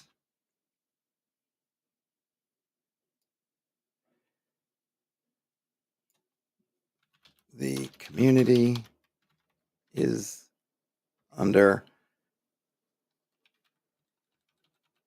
an effect equivalent to a third level invisibility radius type effect. That's 80 points.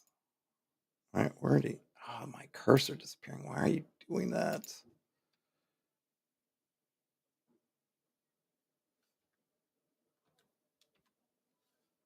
Now I can say like cursed.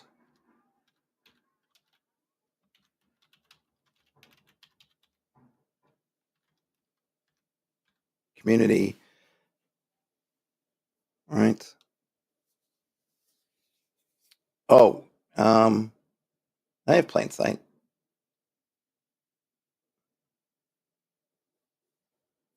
Isn't that what I have? I have plain sight. PLAIN. Plain. Did I spell it incorrectly for a second? The community is under an effect equivalent to a third level invisibility radius. Spell. Change that to spell. Oh, no. Oh, sorry. Yes. No, right. Thanks. Yes. Yes, I had the wrong. Thank you. Yeah, I was looking at the wrong thing. Right. Sight. Thank you. All right. Hidden in plain sight. Okay, so now cursed. The community suffers under a curse.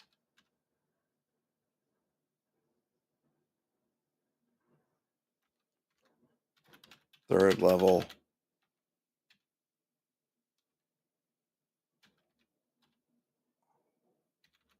Spell equivalent. So that would be minus 80 points. Or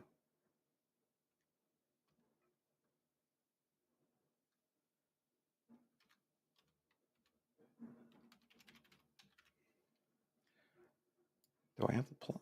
How will that look in that? Will that give me the here we go. What's another good one? Well, we got healing fonts. Healing fonts.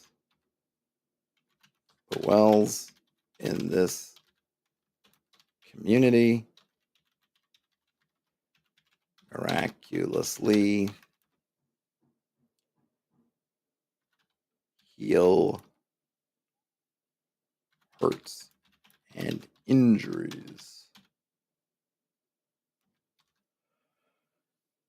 And we'll just go with, let's see. We'll do cure serious wounds.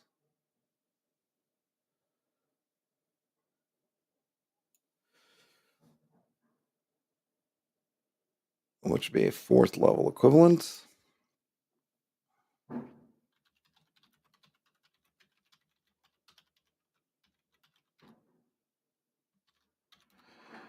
Cure serious wounds.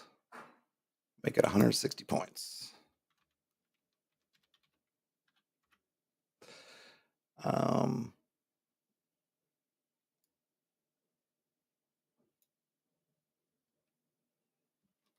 no, I want to do that. Do we need another one? So you get hidden in plain sight, cursed, healing fonts. Are there any other interesting, just kind of fun spell effects? Control weather might be a good one.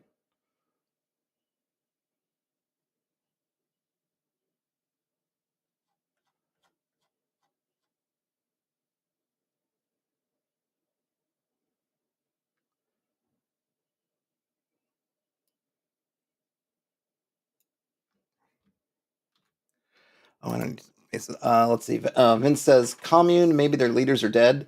I mean, commune. I think is more. Yeah, it could be that they're leaders, but that's also could be because they've got like a connection to some a more or less direct connection to a deity. It doesn't have to be their leaders specifically, but I'll add that one in. Sure, but I have another one first. So, country, weather is always moderate above this community. What level is that? That's a 6 level equivalent, right? Yeah, it is 6th level equivalent. 640 points. So I might have to, it might be, I have to think about like, well, what? I don't even know. Where is this cursor disappearing is driving me nuts. I haven't decided. I haven't looked at see. It might need to have some ways uh, to maybe to gain points. But a pleasant country. The weather is always moderate above this community, right? And then, um,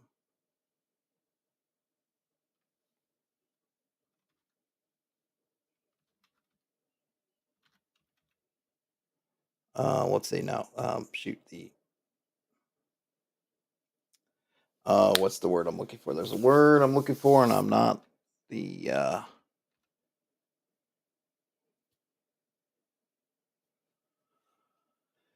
Oh shoot! Toot.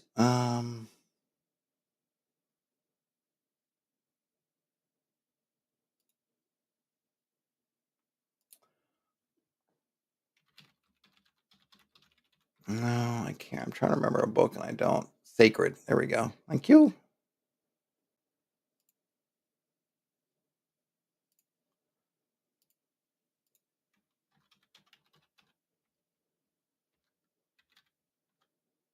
Sacred place.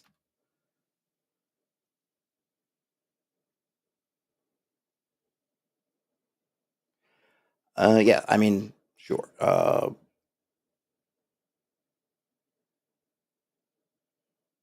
This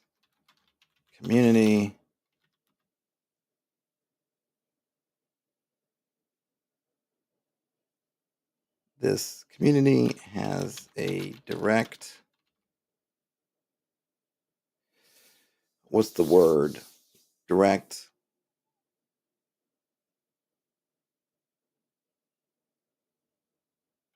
relationship with an otherworldly patron. Has direct communication, community communication. Relationship's not the right word. Has a direct, this community, I guess, interface. That's a horrible word for this, but otherworldly patron. Was that a 5th level? That's a 5th level, right? Let's back. I think that's as high as, yeah.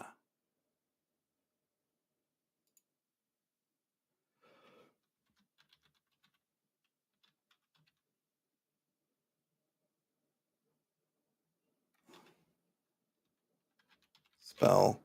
I might add, you know what I might do? Yeah. Yeah.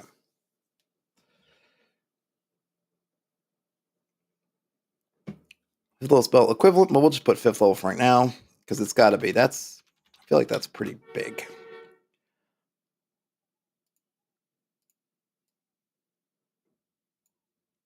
I wonder if I'll do that. We'll see. Oops. Nope. Wrong thing. I'll think of. I'm wondering whether I want to reprice, put the divine, the mystic stuff on more of an equal price footing. I don't know that. I got someone's beeping outside my window. I'm curious whether I have to think about that. Whether I want to price so that the 5th level spells, essentially, that they act as one level up.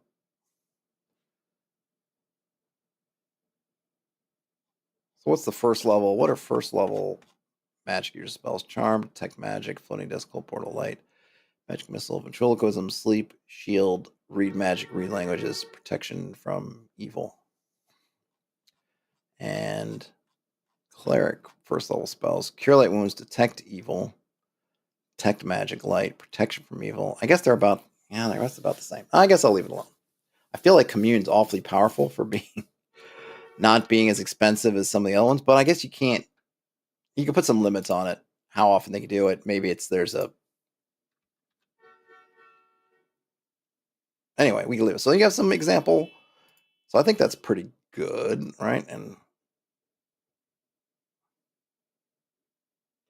Vince says it might be a bit too high of magic. I mean, look, here's the thing, right? I'm not going to worry about that because it's completely up to you. So the thing about Vince says a bit too high fantasy maybe for some campaigns. It may totally be, but then you don't have to use it. It's no one's. This is the thing, right? These are tools. These are tools for you to use or not use. So if you don't want to have them, then don't use them. Remember, you're deciding to add to spend these points on here, and you just don't have to. You spend the points on what you want to do. So for a low fantasy, a low magic kind of campaign, then just don't have it. Like I'm not forcing you. This is not prescriptive. This is a bunch of tools to use as you see fit. So I'm not going to tell you to use them or not. I'm just going to say here they are, and then if you want to use them, use them, and if you don't want to use them, don't use them. It's completely. I think I don't need this as a whole other page now. Can I fit this down here? Yeah, I can. So I'm going to. I'm not going to do the modifiers. I don't think I really have anything anyway that I can think of at the moment. What is this? So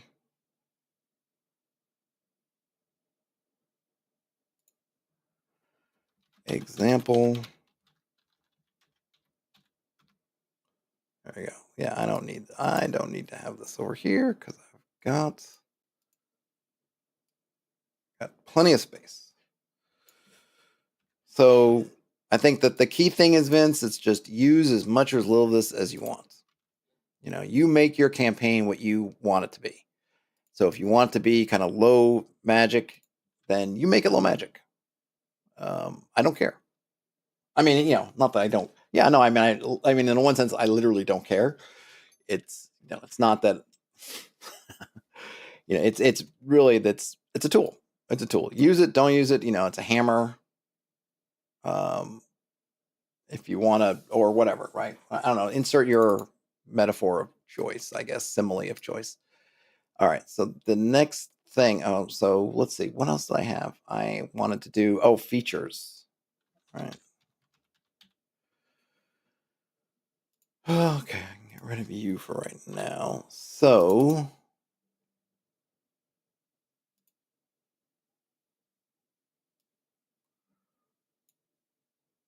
Oh no, I wanted to suit. I had something else.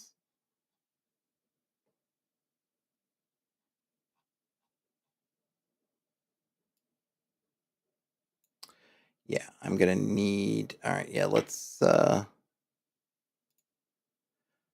insert a page. I guess I'll insert 2 pages after level. Yep, there we go. Because I do want to put one more note at least in here. So I'm gonna put.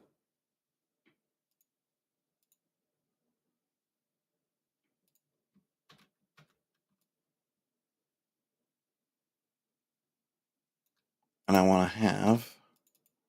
Oh, did I get rid of? Guess I did. Let's add this one other thing in here. And this. No, I want to just. There we go. Oops. Oh, you're killing me with this. Yeah. Okay. All right. So what I wanted to have in here is adding sites to, I don't need that, adding habitations.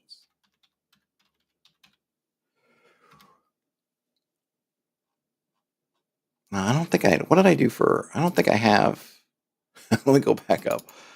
For sites, yeah, I don't have any point values. I do have this though.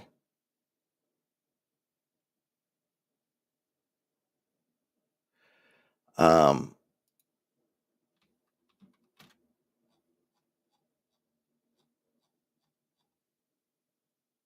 Let me bring this up. No, bring this down here. So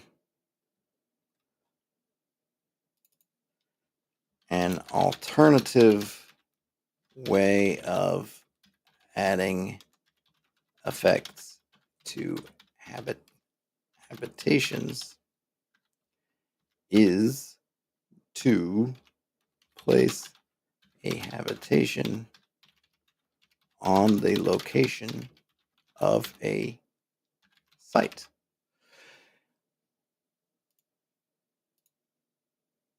I don't think I have. Do I have?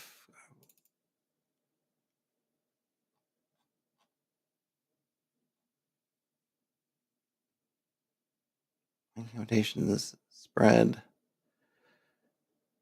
I think I'm going to put in an alignment because it's just fun with alignments.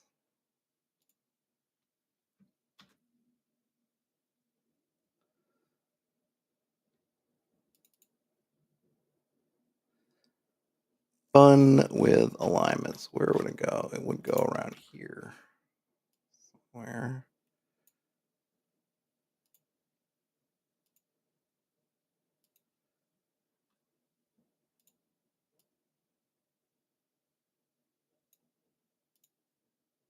I don't think I have anywhere to stick it. Yeah, I don't have any room. I got nowhere to go.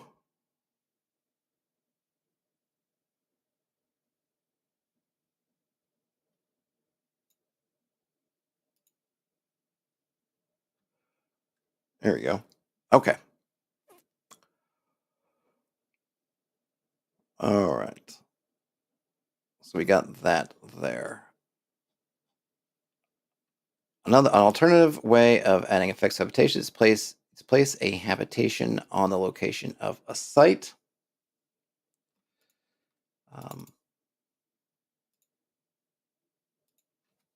This may also occur by chance if the same if a site and habitation are placed into the same hex.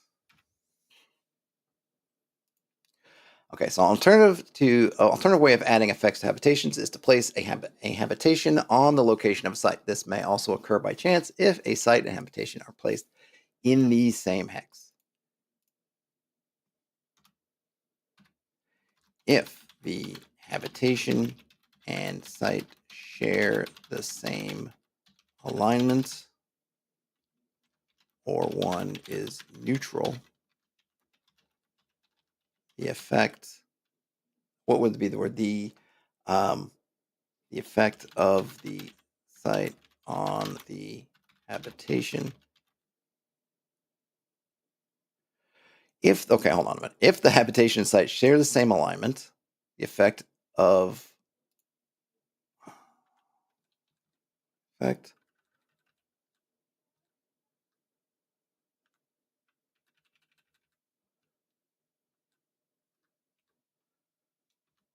the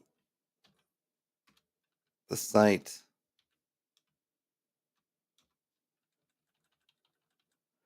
either has no effect if the alignment is neutral, or the, I think I just have it down here, right? Or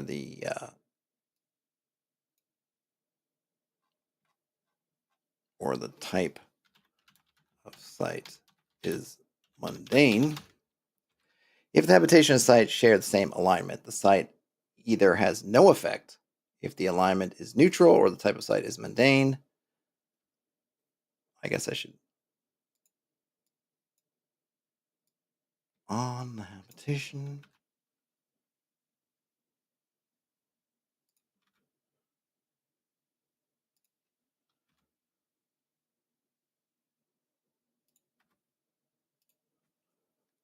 Or a positive effect. Oh, wait a minute. If the habitation sites share the same alignment.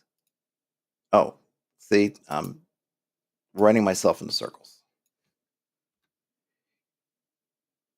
If the habitation sites share the same alignment, the site has a positive effect.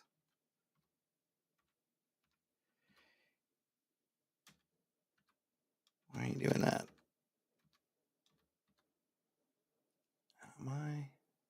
Why are you doing that?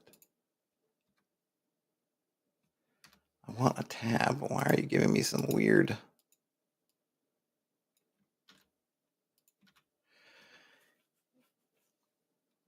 If the site is neutral,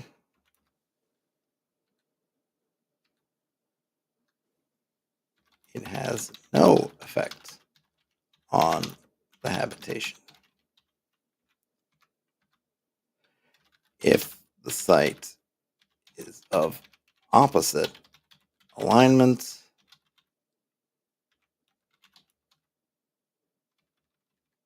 it has a negative effect on the habitation. Okay, we got some things here. So another way to look at it, I think this is a good alternative to, if you don't want to point by out stuff, you could just come up with a site. And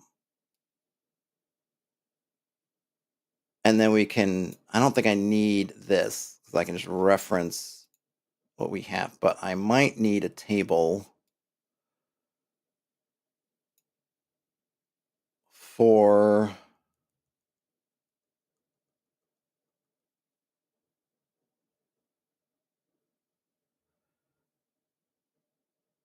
what would I do? Kind of that strength of effect. Well, no, I guess, yeah. Like what is the strength, the site capacity, right? Yeah, I don't need these.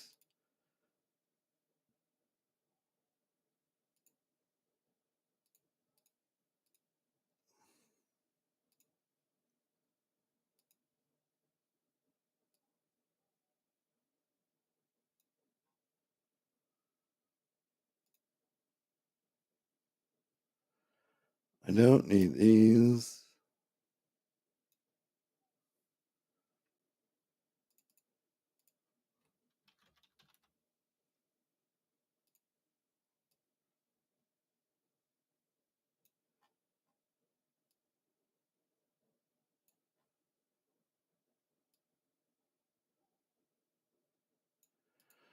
Okay, so you can add a site to a habitation. An alternative way of adding effects to habitation to habitations is to place a habitation is to place it on the location. I guess, yeah, place it on the location of a site. This may also occur by chance if a site and habitation are placed into the same hex. If the habitation and site share the same alignment, the site has a positive effect.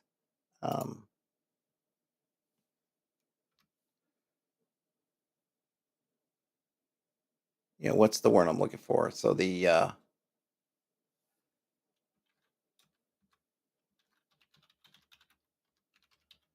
alignments of the site and habitation. Yeah, the interaction between the site and the habitation will depend upon their alignments.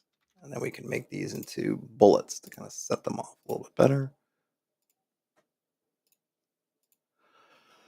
All right. Okay, so all right, and then we can roll if we need a capacity.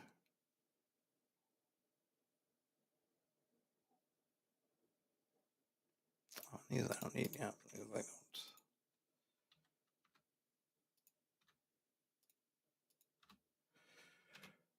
The habitation should share the same alignment. Share the same alignment. The site has a positive effect. If the site is neutral, it has no effect on the habitation. If the site is of opposite alignment, it has a negative effect. All right, I think that that works, and we can roll to see what the site capacity is.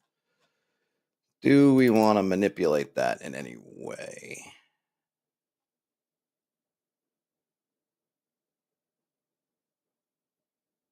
I don't know.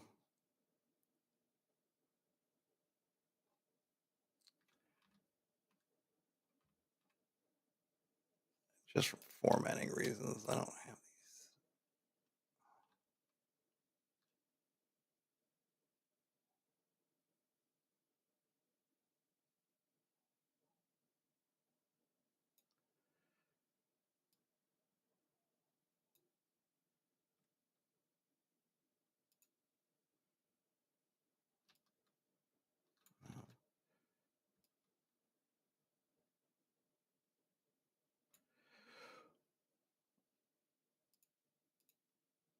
Okay.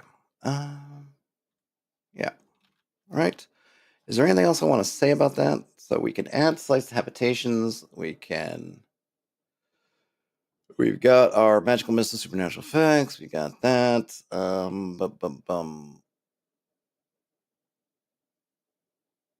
Oh, you know what?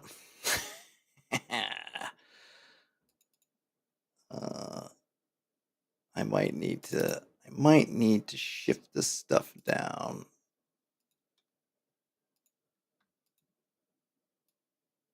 I think I got something else I gotta put. Maybe. Let's see how this fits. Bonnie. Okay. Uh yeah, so or maybe I just need a table.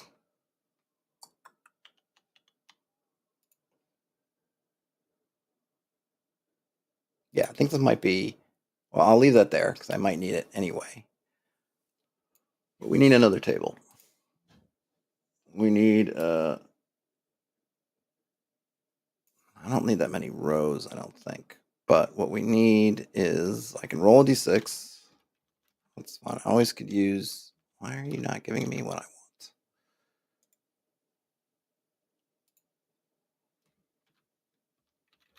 want? 1d6. And then this is I don't think I need 3 columns. I think I just need 1. I could do that more better from here. And then yeah, you no. Oh, I keep doing the wrong shortcut. There we go.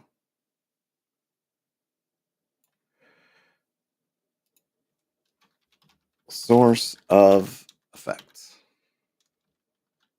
So I want to have kind of some idea of well, where's the effect coming from? So it's natural.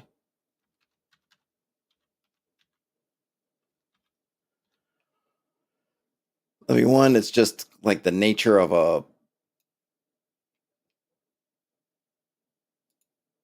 right, it's just coming. Something's happening, and it's there. So I don't know if I need. Let's see. I think I need 4 things. So I'm gonna have a mystical ritual. Do I need? Maybe I don't need. Maybe just a ritual.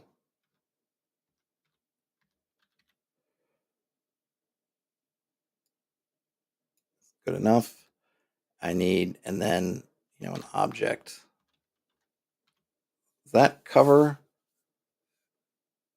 object, or structure. One time or repeated.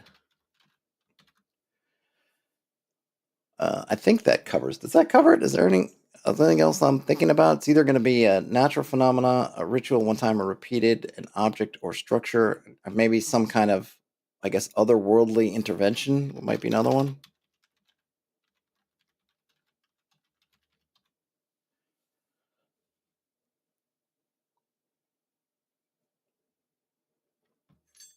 Do I have two more? Because it would be great if I could come up with six.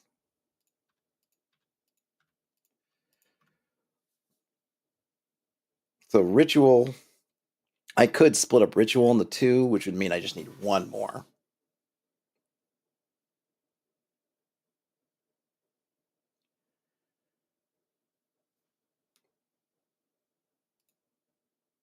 I mean, this is, I guess it'll be just a supernatural phenomena. What else? Does anyone have any ideas? Hello? Hello? Hello, clown? Bueller. Bueller. Let's see. Do I have two more or one more? Supernatural phenomena, ritual, object or structure, otherworldly intervention.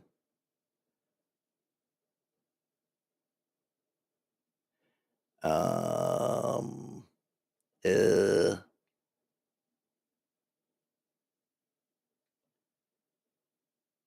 uh, what else? What else could there be?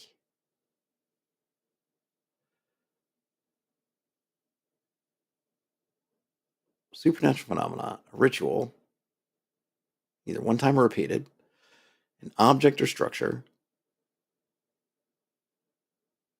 an otherworldly intervention. Like the gods just have done this, right? The gods have called this a safe space. So that's what it is, that kind of thing. Or we've been cursed by, Thor. I don't know, whatever that is. Or Cthulhu is here.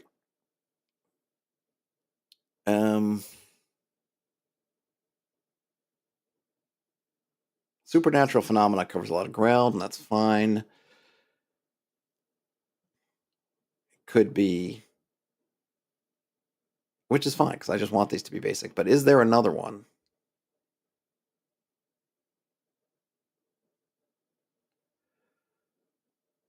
Is there something else? One, two.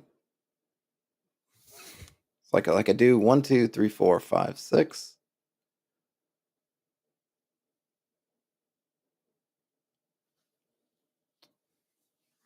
What? I can't think of anything else. I can't think of another ongoing effect source. All right, so I'm gonna. Sorry, I can't think of it. So we'll just have to make these numbers work.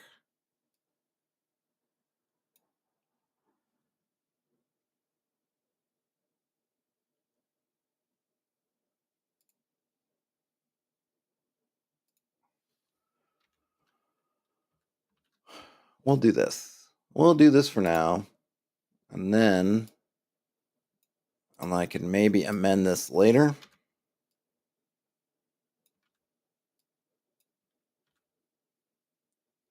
Brian says, I think I've got a lot. Says, I think we've got a lot covered in those broad results. Yes. Yeah, it does cover a lot of ground. It does. Yep, I would agree. And if you want a specific result, take it. Right? As I mentioned, you do not need to only use these as far as they're helpful to you or they give you something. If they don't give you anything, then don't use them. Use them only so far as you need. Don't worry about. They're here to help. They're here to help you. So,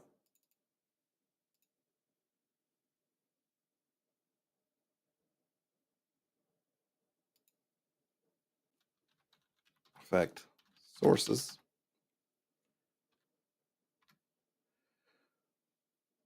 I might need to move this stuff down. What is this? Oh, no, that should be heading 2. This becomes heading 3.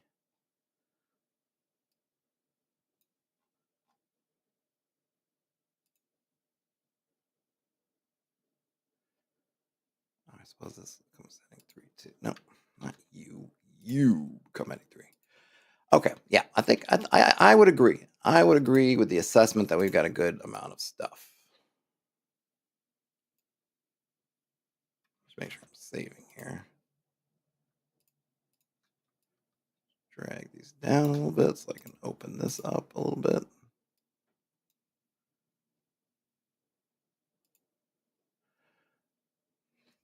The source of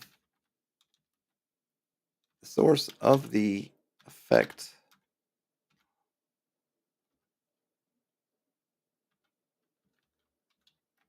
can be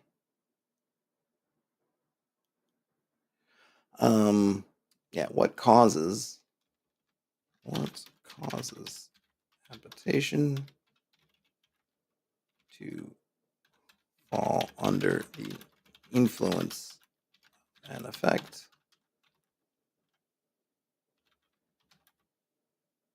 can be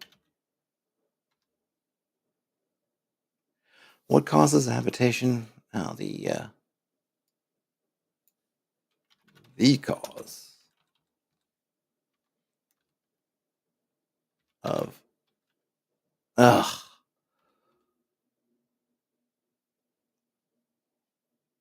feel like I'm just gonna. I don't know if I really need a text, and for some reason my brain is bleching out. So I'm just gonna. There we go.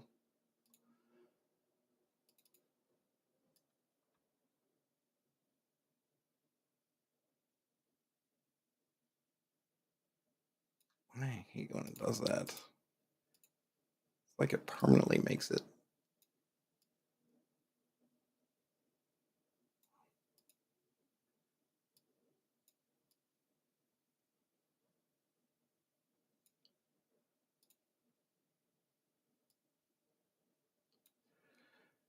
And then actually, I don't need this to be that big. I can scoot it.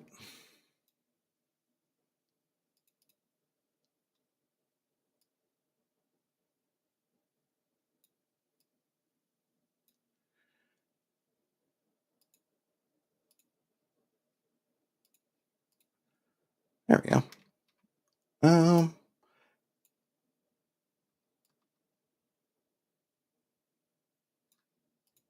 All right. Yeah. So I think this is. I mean, this is a lot. This did not. This was my intention was not to have such a large project, but it's turning into quite an amount of stuff, which is good. I think this will all be good. But man, you're getting your money's worth with this. Yeah. So we've got our habitations. You can add sites habitations. You can add effects habitations. You want to do it that way. You want to point cost it out.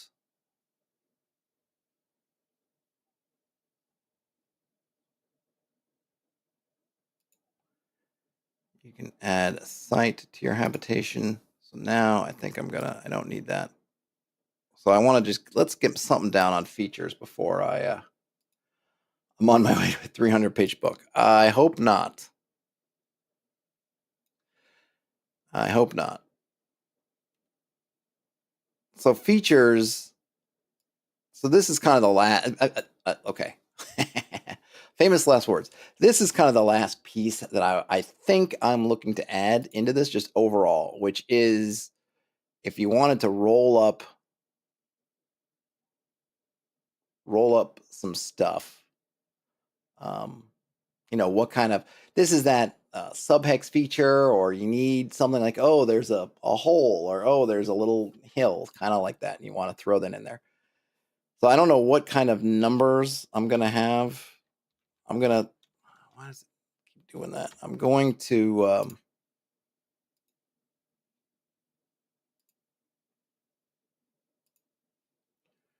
I might keep it to a D6. And then I need this one I need to get into. Whoops. Lands.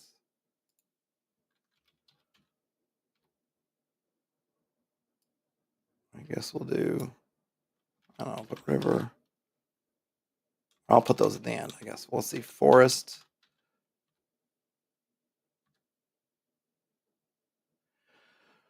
I don't know how many of these I can reasonably fit in. I might need to put them in 2 tables.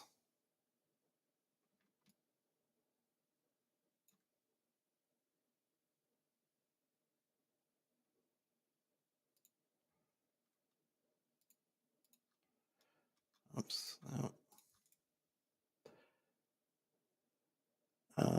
Evenly just.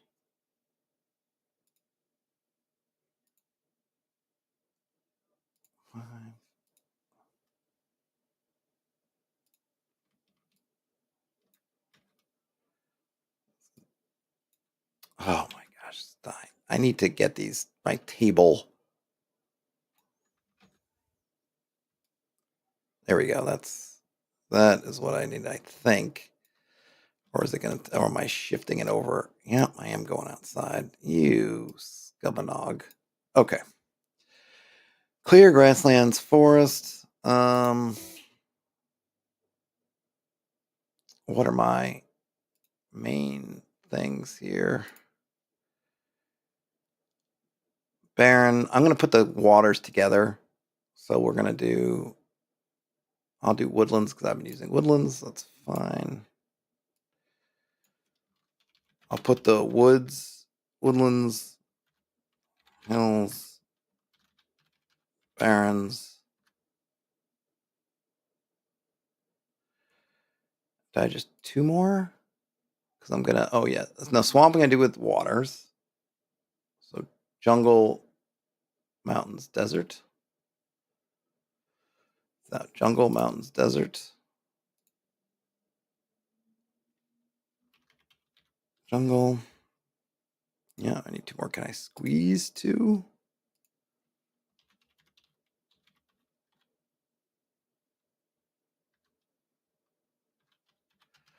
I don't need the S. Get all the S's off here. Well, barrens I think is kind of a, well, I'll put it as a barren, like right, a pine, 1 pine barren.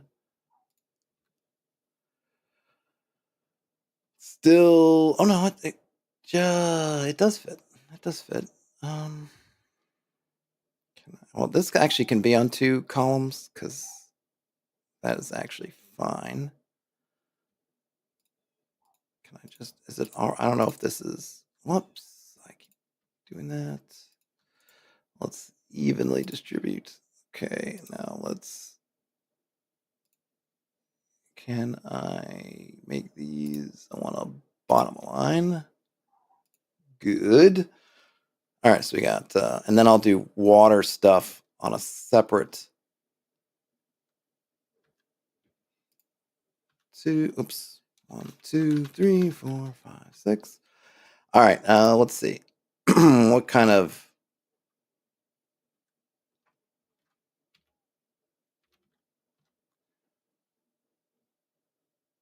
right, what, I might make table body smaller. Might help me. 0 does not exist in this universe. Oh, you know what? I need these to be at this. I don't know. I'll see how that looks. All right. So we have let's see, a morass, a pond, a stream, a thicket, copse.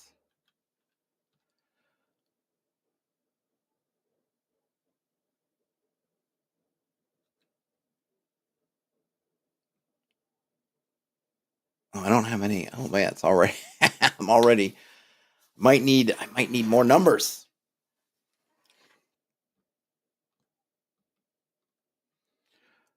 I'm already running out of stuff. A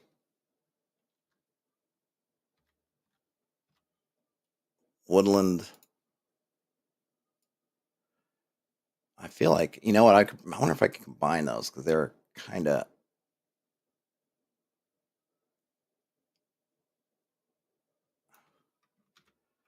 very similar.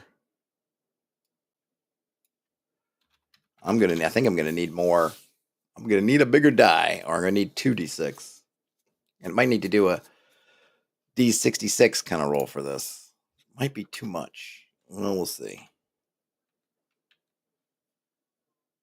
11. Oh, what did I do that for? So I need 37. Oh, come on.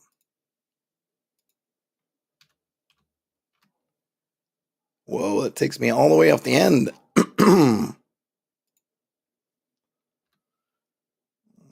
Definitely gonna. Oh, I don't know why my voice is going. Excuse me. Okay.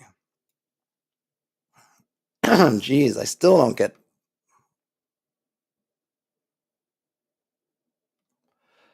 Might need to decrease some sizes. Well, we'll see how this goes.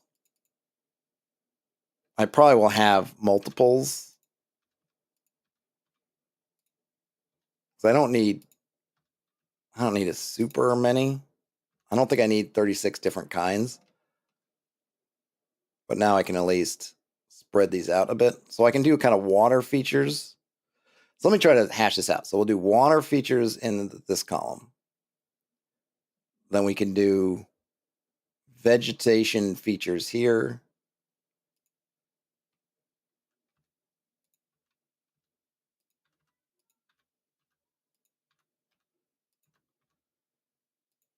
Let me see. Maybe we can have elevation features.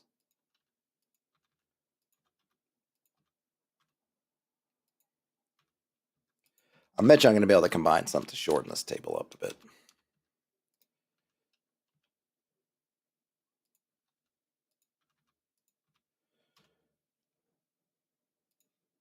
But let's just see how this works.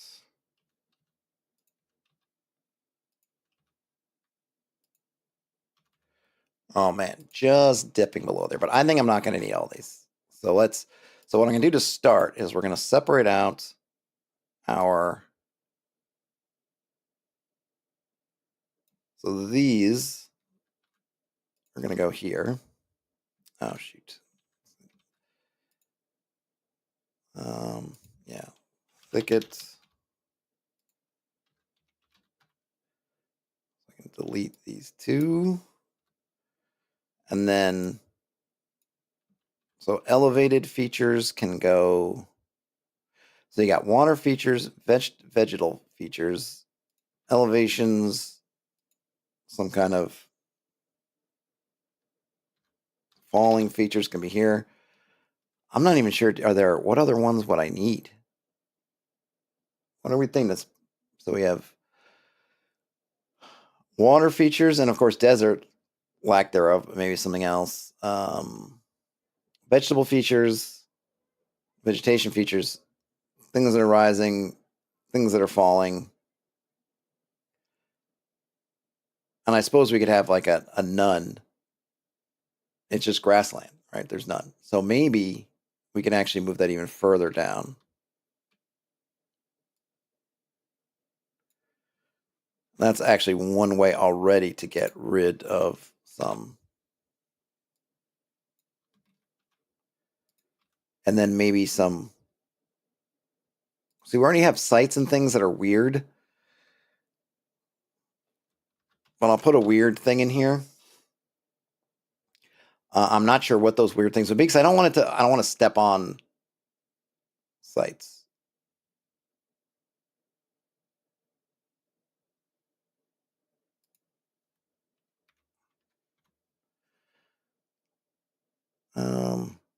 But So we might have a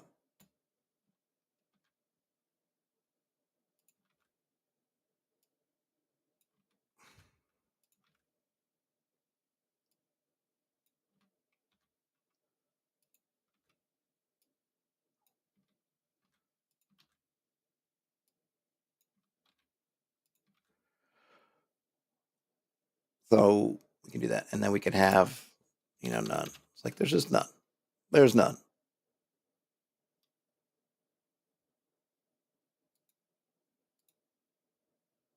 Actually, I can delete these, and then I can get rid of. Oh no! Oh no! All right, I'm gonna get rid of these. I think the numberings. This is where. Oh no, it did updo that. No, it didn't. Did it? Oh, it did. Because I think sometimes um what I was saying, the row, I've noticed the row row coloring doesn't always update sometimes when I've gotten rid of columns, but it did that time. And now we've got more room. All right, so good. So we got nothing in there, which is fine. Oh, we lost morass. All right, well, I'll fix that. So we got a morass, a pool, pond, or lake. I don't know, I'll just do, I don't know. I don't need that much, right? Pond, lake, stream, river. I think that's fine. And we can pretty much copy paste these to at least those. And those.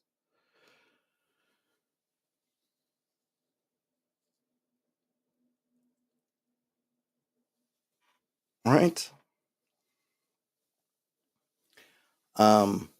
Yeah, and then I can copy paste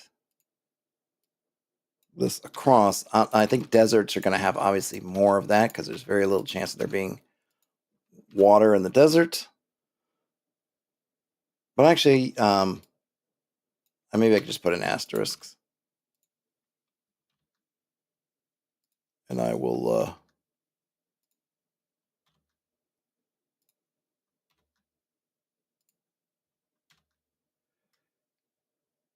just make them seasonal. Gosh, so do I need?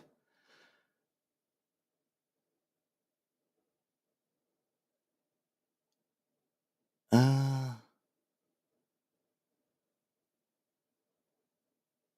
wonder if I can filter it.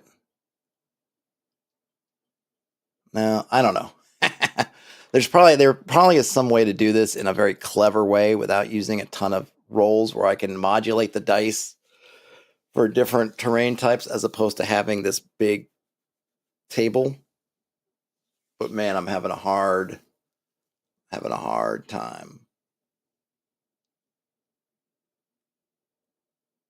I'm having a hard time figuring out what that would be.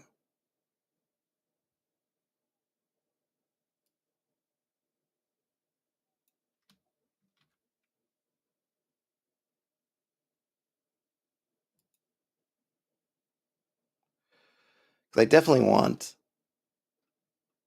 barons and oh, you know what?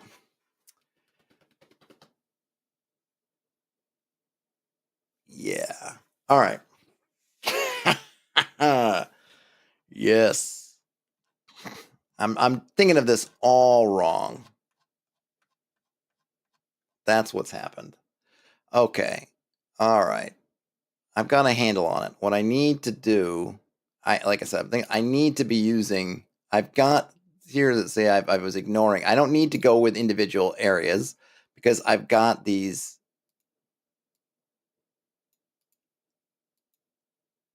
I've got these kind of things. But let's see, how do those?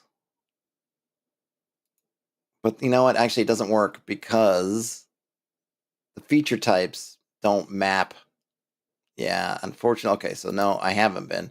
Unfortunately, the feature types, these things don't necessarily map to resources. So you could, like with water features, they tend to, right? Because water features are good, and they are, they are a form of supply. So water features would absolutely be um, subject to scarcity. So I could probably put those at the top, so that if I wanted to modulate through scarcity, I could roll extra dice and take the lowest results.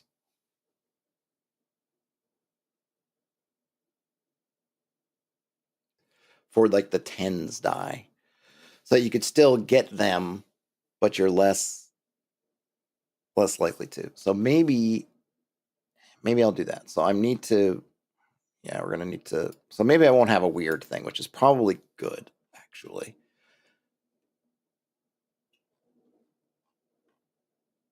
Yeah. All right. So let's. What did I have? Morass,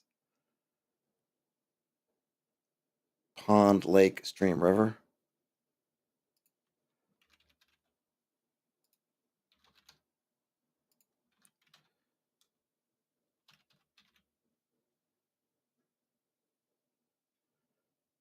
No.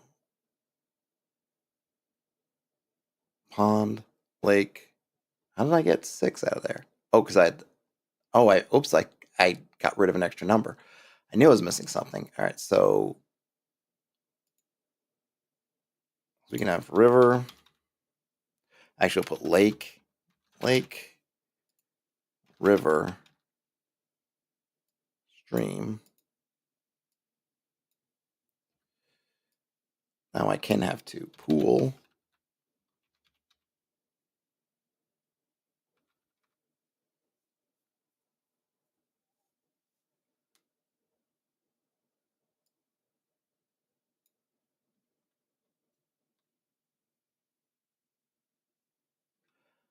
Um, Whoops, no.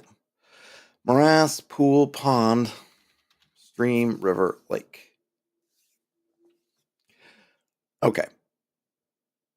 Now, what I could do is,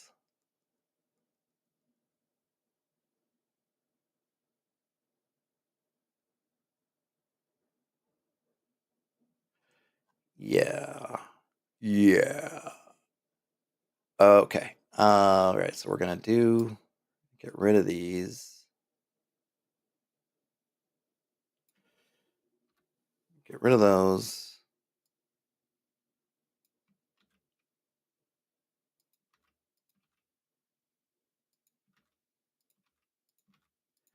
Put the asterisks. These are gonna be seasonal.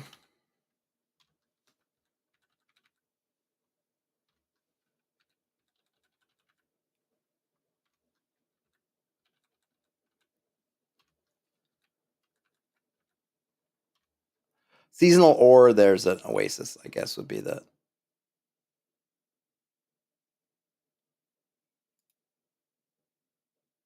Or maybe I should say. Can I have a.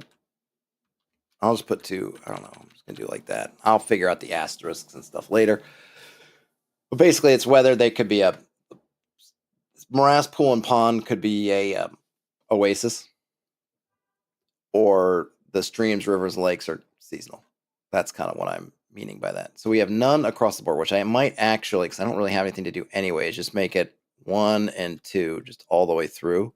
And this way I can delete some more columns. I don't need them. I don't really have anything to do with them. Whoops, to do anyway. Why is it not letting me? There we go.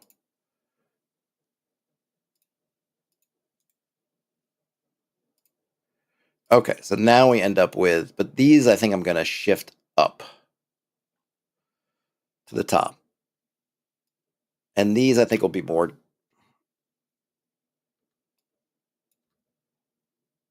Um,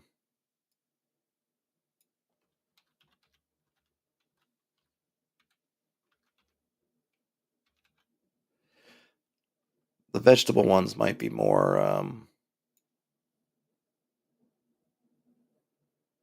Yeah, I don't know. So I'll have falls and rise over here, I guess. All right. So we've got, what have we got here? We've got nuns across the board. Yeah, yeah. Falls. These are things like um,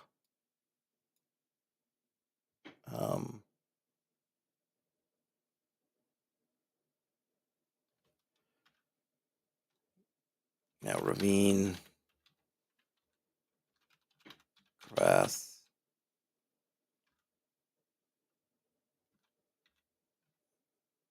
vale. I don't know if there's something. Gosh, I need two more.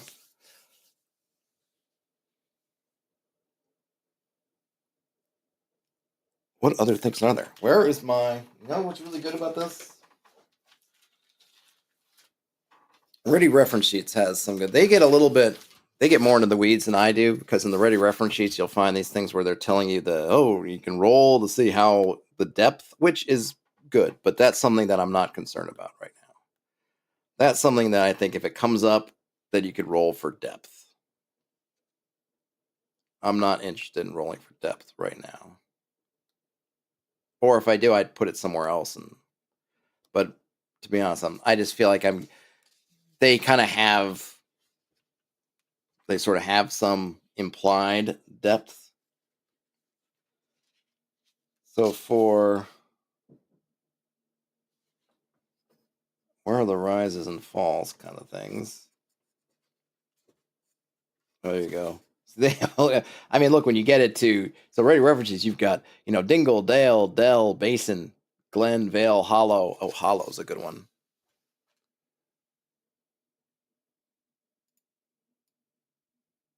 So let me see. What's another? Ooh, a defile, a gorge, chasm. Oh, that's nice. That's nice. All right. So yeah. So I like chasm. Chasm, ravine, crevasse. What did I have? I had Vale, Vale, Hollow, Valley. Right? So there are our.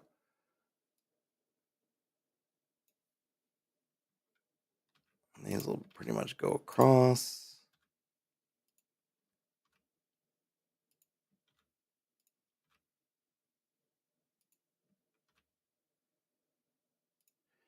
Vale seems too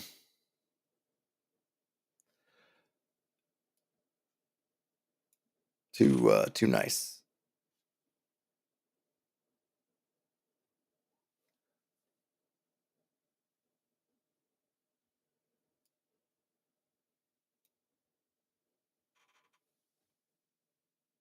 Terrence says the Peace Hamlet of Dingle Hollow hides a ding dang whiz bang of a dark secret toonie. Yeah, something like that.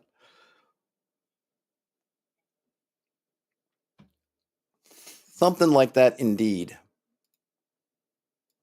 I like the idea of a defile. Yeah, cleft for the mountains is good.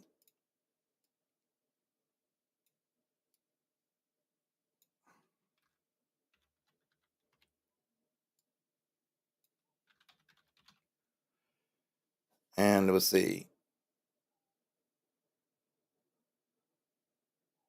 Yeah, sinkhole would lurk there. I already cat. I like those are good. Yeah, I could do a sinkhole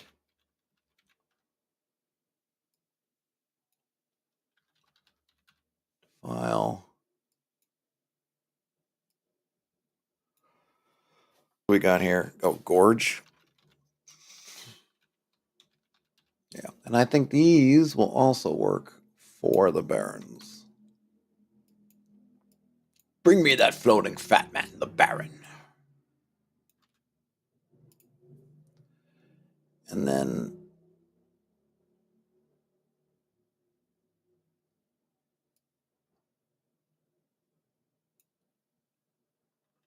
hills have hollers. Give me that holler. All right, I'll leave those alone. Okay, that works. Now for the rising actions. What kind of stuff do we have in the rising actions?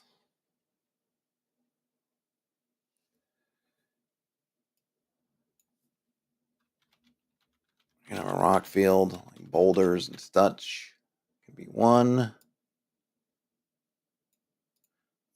What other stuff can we have here? We can have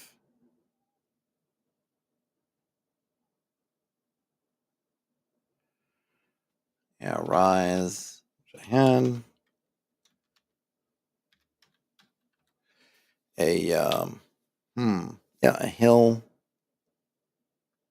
I guess I'll call it what's a good like a tor, right? What is it? What's the definition of a tor? I know it's a hill, but I think it has a somewhat more defined, somewhat high rock or pile of rocks on the top of a hill, a rocky peak or hill, a tower or turret. All right, well I'll go tor. I like it. Oh, I like it. What else we have? Uh,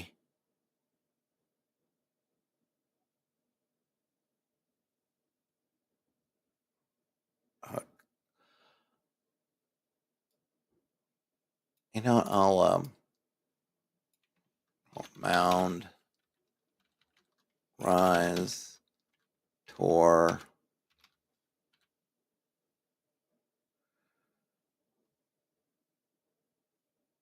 What's something else?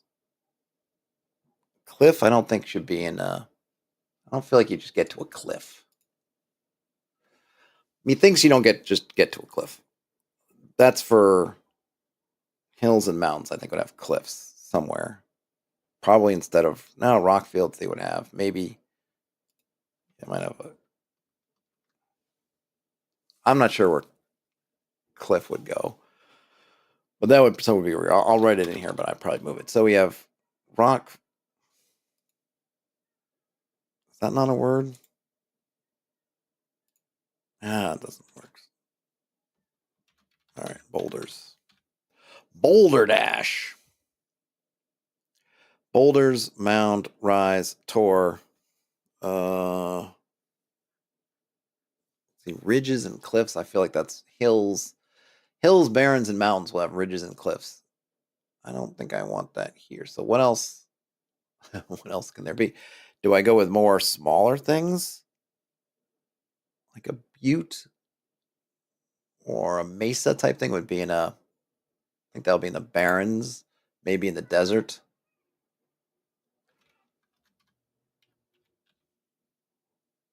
Yeah, I'll put those there. Cliffs would definitely be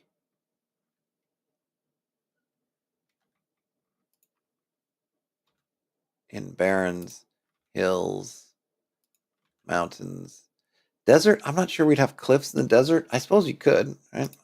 I've said this before, but most deserts are rocky, not sandy. But in my brain, whenever I'm thinking about desert, I think of sand deserts, and I think that obscures some of the useful geography of deserts because I'm thinking dunes, which actually should be here also. Maybe under mounds we'll have dunes, or maybe instead of boulders.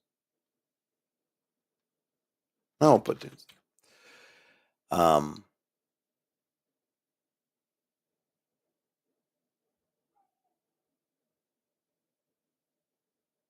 Maybe I should put cliff down here. Cliff, butte. And I can have dune.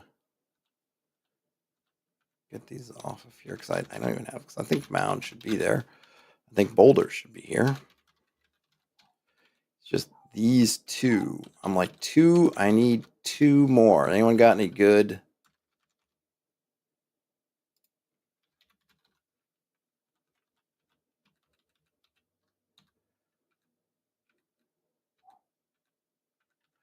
Who's got some good? I suppose I could go to. I'll pull out the thesaurus in a minute, or the digital thesaurus in a minute. But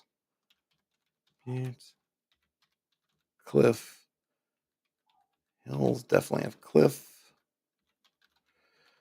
Oh, they definitely have boulders. Could be everywhere.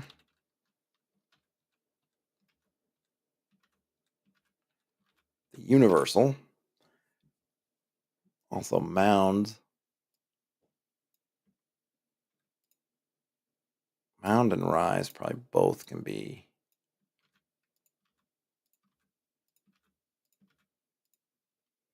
Well, no, rise in the hills seems kind of silly. You're already in the hills. Well, I don't know. I guess it depends how you define a rise. I suppose maybe dune would go there. We'll have to figure something out. Other than that, let's see. Those would probably work. Hill, I don't know. Woodlands, so we have Tor. Definitely go here, here. Yeah, here. Yep, in the jungle. Yes. And mountain, no. I'll say yes for desert. And then what else? I'm like what's it? I'm looking at ready reference sheets. They've got hummock, hillock, a knoll. Let me get let me get this over here. Just trying to resize you down. I don't need so much space. All right. What is a knoll? That's a really small. No, not Nell. Let me see. What is a small round hill, aka a mound? I like knoll better than mound. It's a little more pizzazz to it. Pizzazz is probably the exact wrong word for that, but that's what I'm going to use. I like that. To me, a mound reads as being artificial, which, it's fine if you want it to be, but I'll go with something I like that better. So we need two more. Yeah, essentially two more. So hummock, spur. Hummock, spur. Probably another small hill. A ridge of ice, a rounded knoll or hillock, a ridge of ice. Doesn't really captivate me. Spur. Is that what they mean? Something projecting like or suggesting a spur. A hollow projecting appendage of a corolla or calyx, as in a larkspur or columbine. A railroad track, a buttress of mason. I'm guessing this must be it. Oh, here it is. Yeah, so it's 4A. A ridge. Oh, ridge.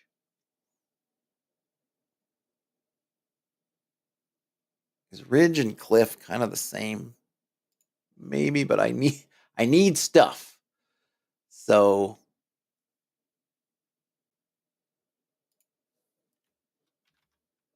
all right, I'll go with ridge. That works.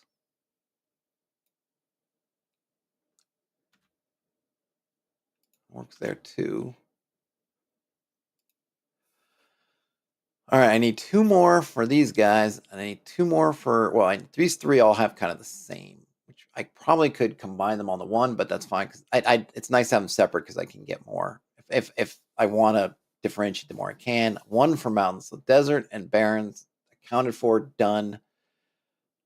Jungle, two more. Mountain, one more.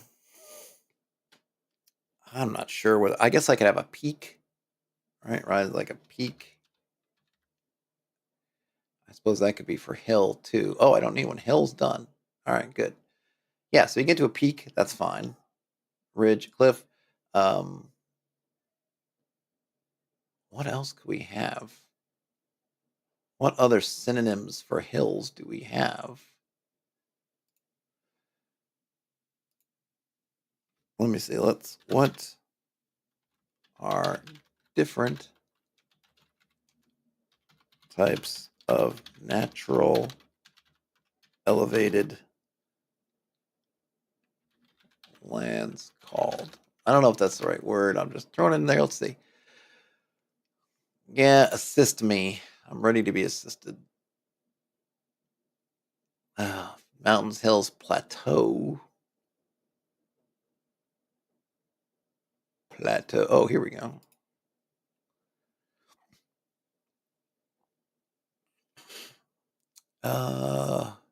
That's way too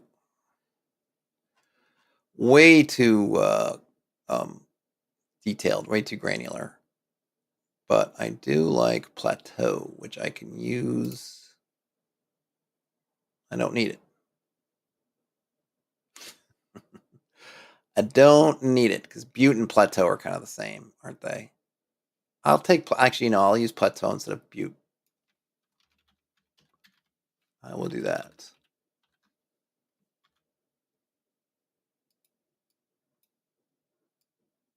I'll do that. Yeah, it's not helping me too much, but does Wikipedia have any other knowledge to dry lake? Yeah, sandhill. The heck is a sandhill? Sandhill's a type, man. Okay, it's not the same as a sand dune. All right, that's not helping me. Landforms by process. No, I just want erosion. A chain. Cuesta, distinct sected plateau, and erg. Oh, erg would be good, but I think desert's accounted for, right? Yeah.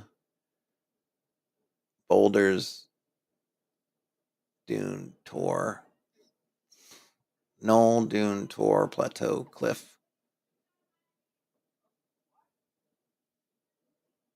Should I take out cliff or plateau? Put an erg? No, because I can use erg somewhere else. All right. What else you got, Wikipedia? I need you, Wikipedia. I need you. Etch plane. That's too. Yeah, gulch. I already got that stuff. Hogback. Ooh, that's nice, but I don't. I really just want some more general things. Spur. There we got spur. Wind gap. Braided channel. Canyons. Caves. Yeah, I don't need those. I need rises. Impact. No. Lacustrine. Oh, interesting. Mountain. Here we go. Maybe this. Lowest point on a mountain ridge between two peaks. Okay. But I don't know if that's an esker. Oh, that's kind of cool. These are mostly too detailed. But this is called Glossary of Landforms. I'll post it in the chat. If you ever want some landforms for your viewing pleasure.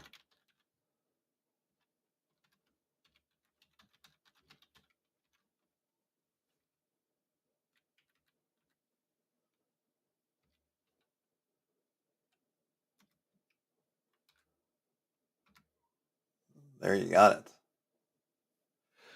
it. Rift Valley, no. Slopes, here we go. Bluffs, buttes, no. Cliffs, calls, okay. Dale, no. File already got. Draw. Terrain feature formed by two parallel, no. Escarpment, I like it. I like this. I like the name escarpment. Steep slope or cliff. Glen, gully, hill, hillock. Ravine, ridge. Oh, a saddle. Land connecting two high points, but I think hill, I'm all set on hill. Right? That's not what I need. Yeah, I need something for the I need something for the kind of starting out with the assumption that's relatively flat. I need something that's going from flat, relatively speaking. So I need summit. I have peak, but summit, that'll be work. Terrace, a step-like landform. Oh, that would work too for other things. Raised, no, it's pull apart basin, no. Mechanic, no. They're just too. I'm not trying to get into something that people aren't going to get. And I mean by people, I mean myself, including with anybody else. Sinkholes, no. Flat landforms. Oh, I got that. Oh, they have alphabetic. Well, that's really cool, but it is beyond the scope of what I'm looking for. What else have we got? Is that it? Different types of terrain I should know about? Tell me. Tell me. Oh, plateaus. Yeah, I got that. Mountain, plains. Thank you. I need something. I need something more than that. Ooh, 60 types of landforms. Yeah, that's all right. Well, you know what I guess I can do? I guess I can put more just let's see, boulders, knoll, rise. All right, tor. Yeah, I guess I could put hillock and a hill. I'm overthinking it. I am overthinking it.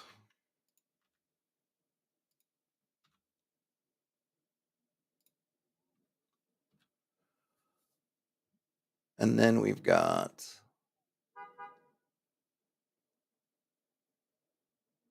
thicket, copse. Right, so now we get on to kind of vegetable stuff.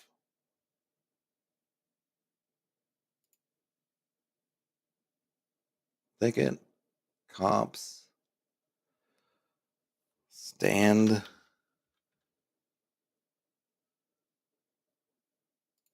grove. What other? Well, let's get some.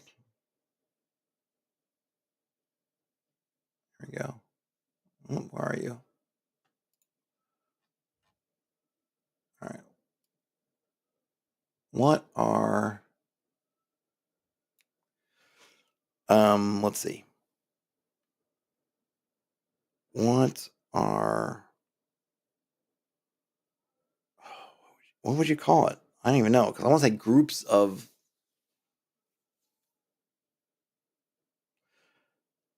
What are different words for stands of vegetation called? That's probably terrible. We'll see what we get. Yeah, let's try the assistance. We do have a glossary of forestry terms. Give that a shot. Too much. No. No, I'm not sorting through that. Grove, thicket, copse, and woodland. That's what are synonyms for grove? Oh, come on. I wouldn't get started. I've already been doing it.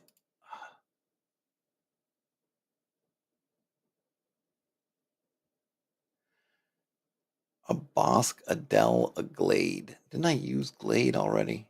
Don't I have glade? No, I don't. What's a bosque?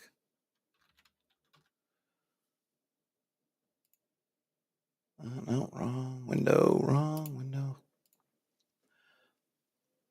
And then so I got stand, I got thicket, I got copse.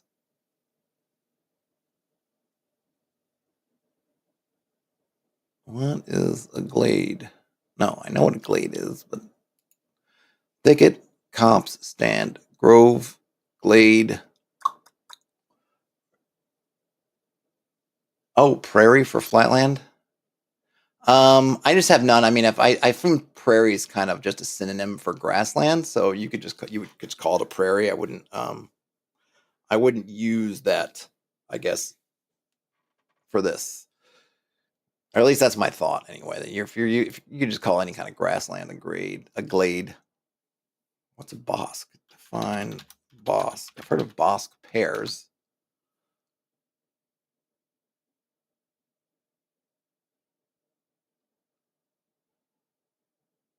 Yeah, that seems a little bit too. What are synonyms for glade? Is it going to give me the same one?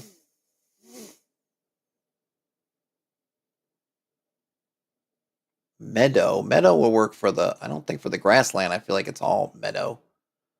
Oh, glade is a meadow?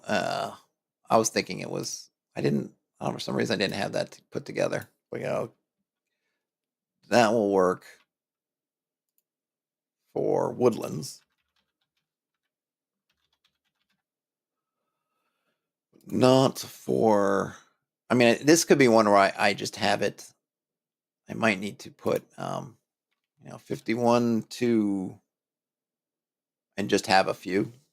Maybe there's clumps of things, just might not have that many differences, which is fine, actually. But a glade, actually, I can do even more with this. All right, clearing glade meadow. Oh yeah, this could definitely be an erg. So that we could throw our erg in there before we forget.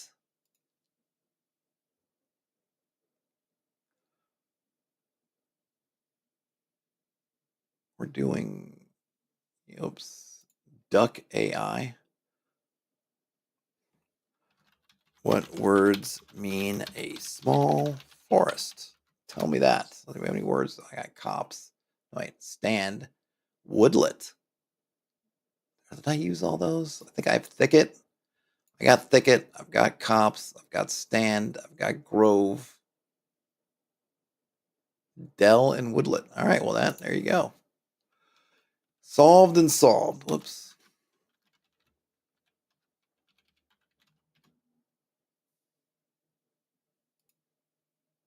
Well, I suppose for Terrence thing, I could use prairie, because for the woodland, you're mostly,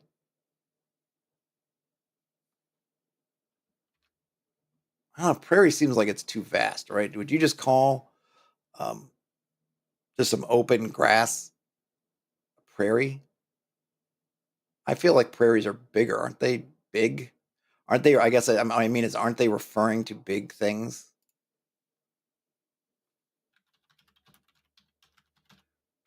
Am I misthinking? Characterized by, yeah, vast. Yeah, yes, that's too big.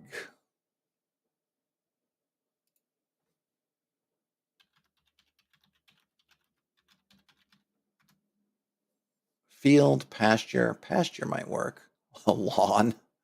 Get off the lawn. I am fishing for synonyms, but I'm trying to be somewhat specific with the synonyms I'm fishing for. But yes, I appreciate it. I am absolutely fishing for synonyms. I'm picky. Maybe I'm being difficult with my synonyms. No, I didn't mean to do that. No, don't do that. Okay. Yeah, that's why I don't need this window's much bigger than what I need it for. Oh yeah, and I don't need that either. Good. Yeah, get that off there. All right, so got woodlet. And then I don't need those, but I need, here we go. Pasture will work. Dell. I'm not sure which ones are bigger.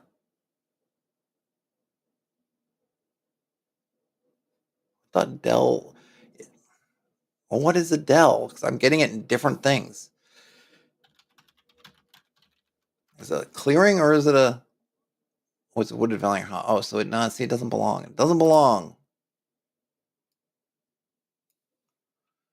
You do not belong.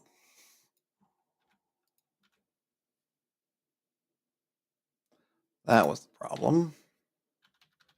No. Synonyms. I know I'm going around in circles, but sometimes you get different results depending on what word you stick in there. Ooh, a spinny. What do we get for spinny? I need Tolkien's. He would have like a million words for this stuff. Small. Oh, that's perfect.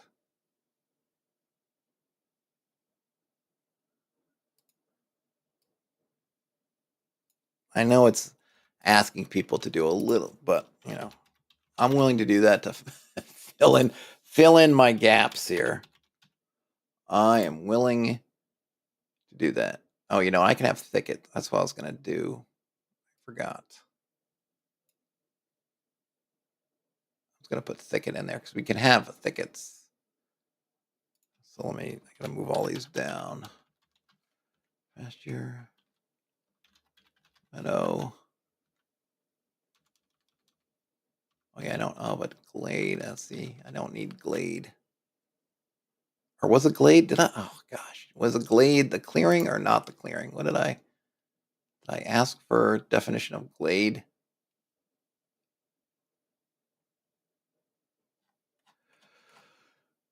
Let's do it again. If I need an open space, yeah, right.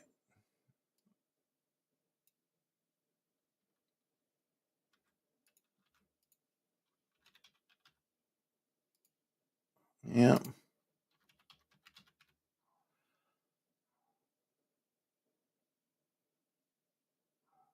Do I have another? What are other synonyms for thicket?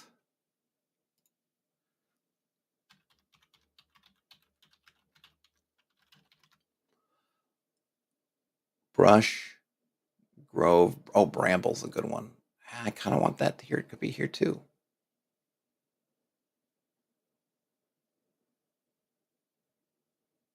Yeah, bramble's good. Bramble is good. Yes. Yes.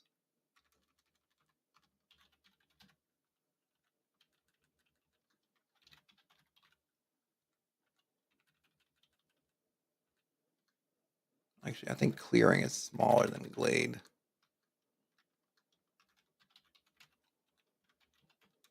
Yeah.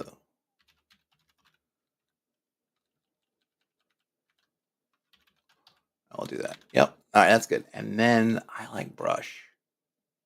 I'm gonna get rid of stand and put bramble. Or sorry, I like bramble. Put bramble in there.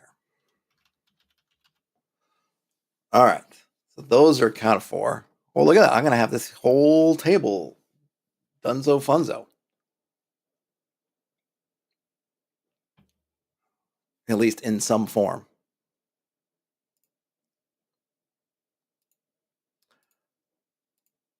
Okay. So we got hills, we got right, all right, yep. So we're over here.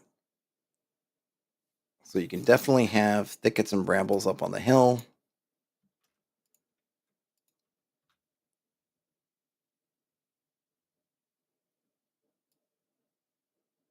You can definitely have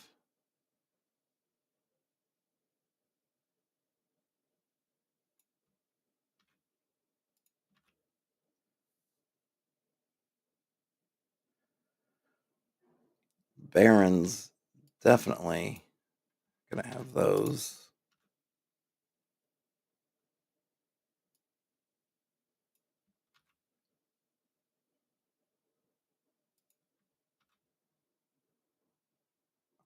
Like, yeah, I don't know I mean, jungles to me imply heavy vegetation. I'm assuming though they still have open spaces.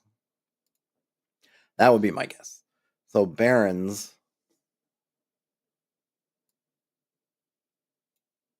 I guess they would have the same.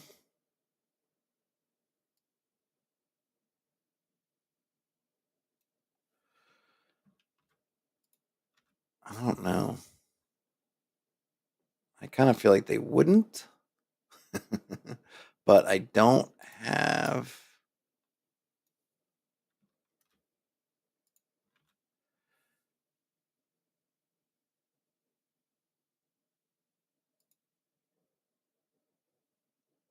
So here we can have some kind of special thing. We could do some things different from the rest for deserts. What are the characteristic features of a desert? Oh, no. Yeah, no, that's not what I want. How can I get out of here? Get out of here. Yes.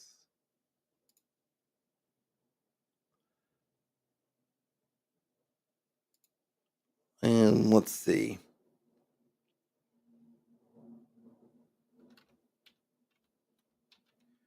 What are the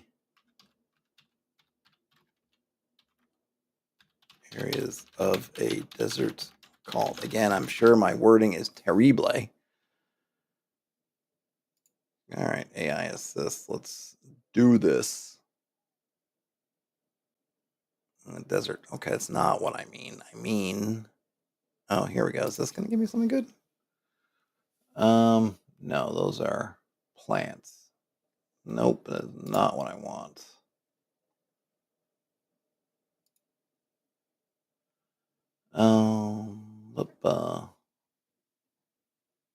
The Simpson Desert. Yeah, deserts. Okay, no, no, no.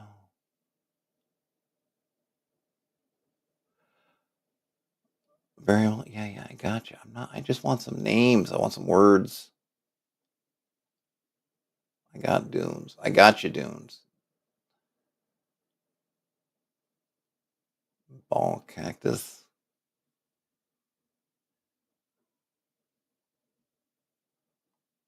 Do I need to go back to that Wikipedia?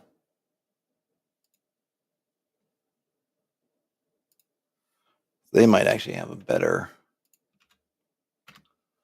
They might have a better thing than me than that.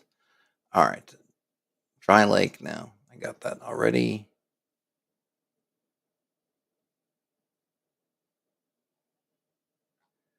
What are these? These are all coastal. No, no coastal. Not erosion. Not fluvial. No. No. Maybe there isn't a good one for this. I thought maybe there was. Maybe there isn't. Flat. Okay, no.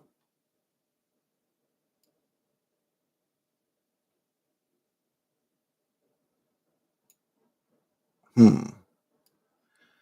Hmm.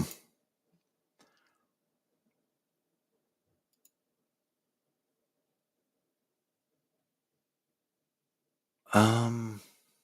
Yeah, I don't know. What are some desert ecosystems called? Let's try that. Try that out for size.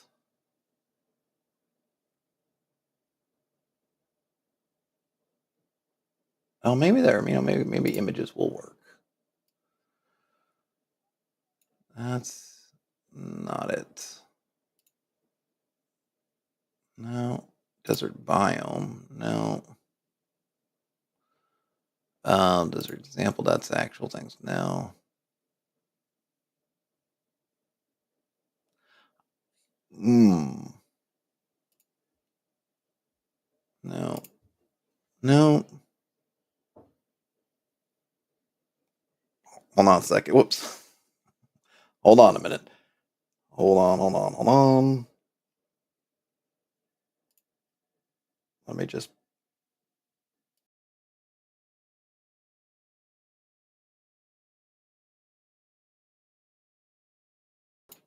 All right. I've been given the 5-minute warning. So let me just see if I can wrap this up in quick fire. Get the heck off of here. Okay. Uh, 5-minute warning. 5-minute warning. All right. Man, they're not helping me out here. I know I'm not. I'm sure I'm not putting together the words of what I want. I'm not putting together the words of what I want, so I'm not sure.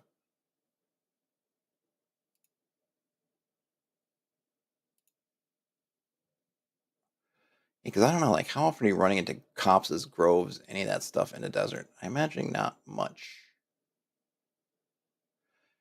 Can I find a word for oasis? Let's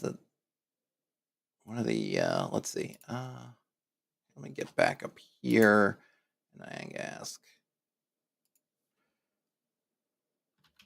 what are the characteristics of an oasis? Sure. Go to Wikipedia first, then we go to National. Oops. Where's National Geographic?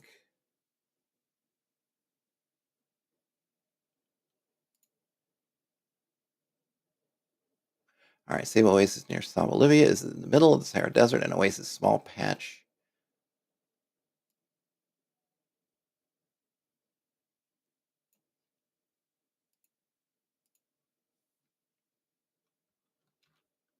I don't even have to do erg.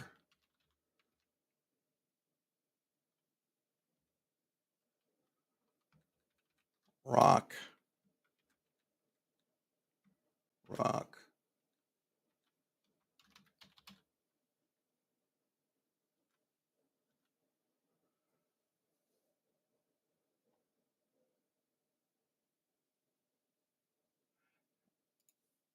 Actually, I'm just going to put this in all seasonal.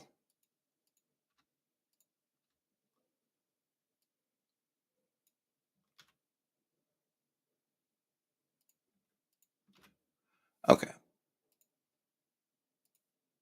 And then we can put a little note for the asterisks, which is Q Seasel during the wet season. Dry otherwise.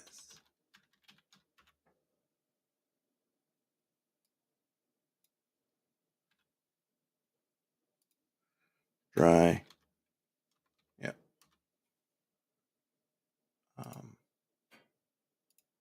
Or I should say, what? Yeah, I think that works, right?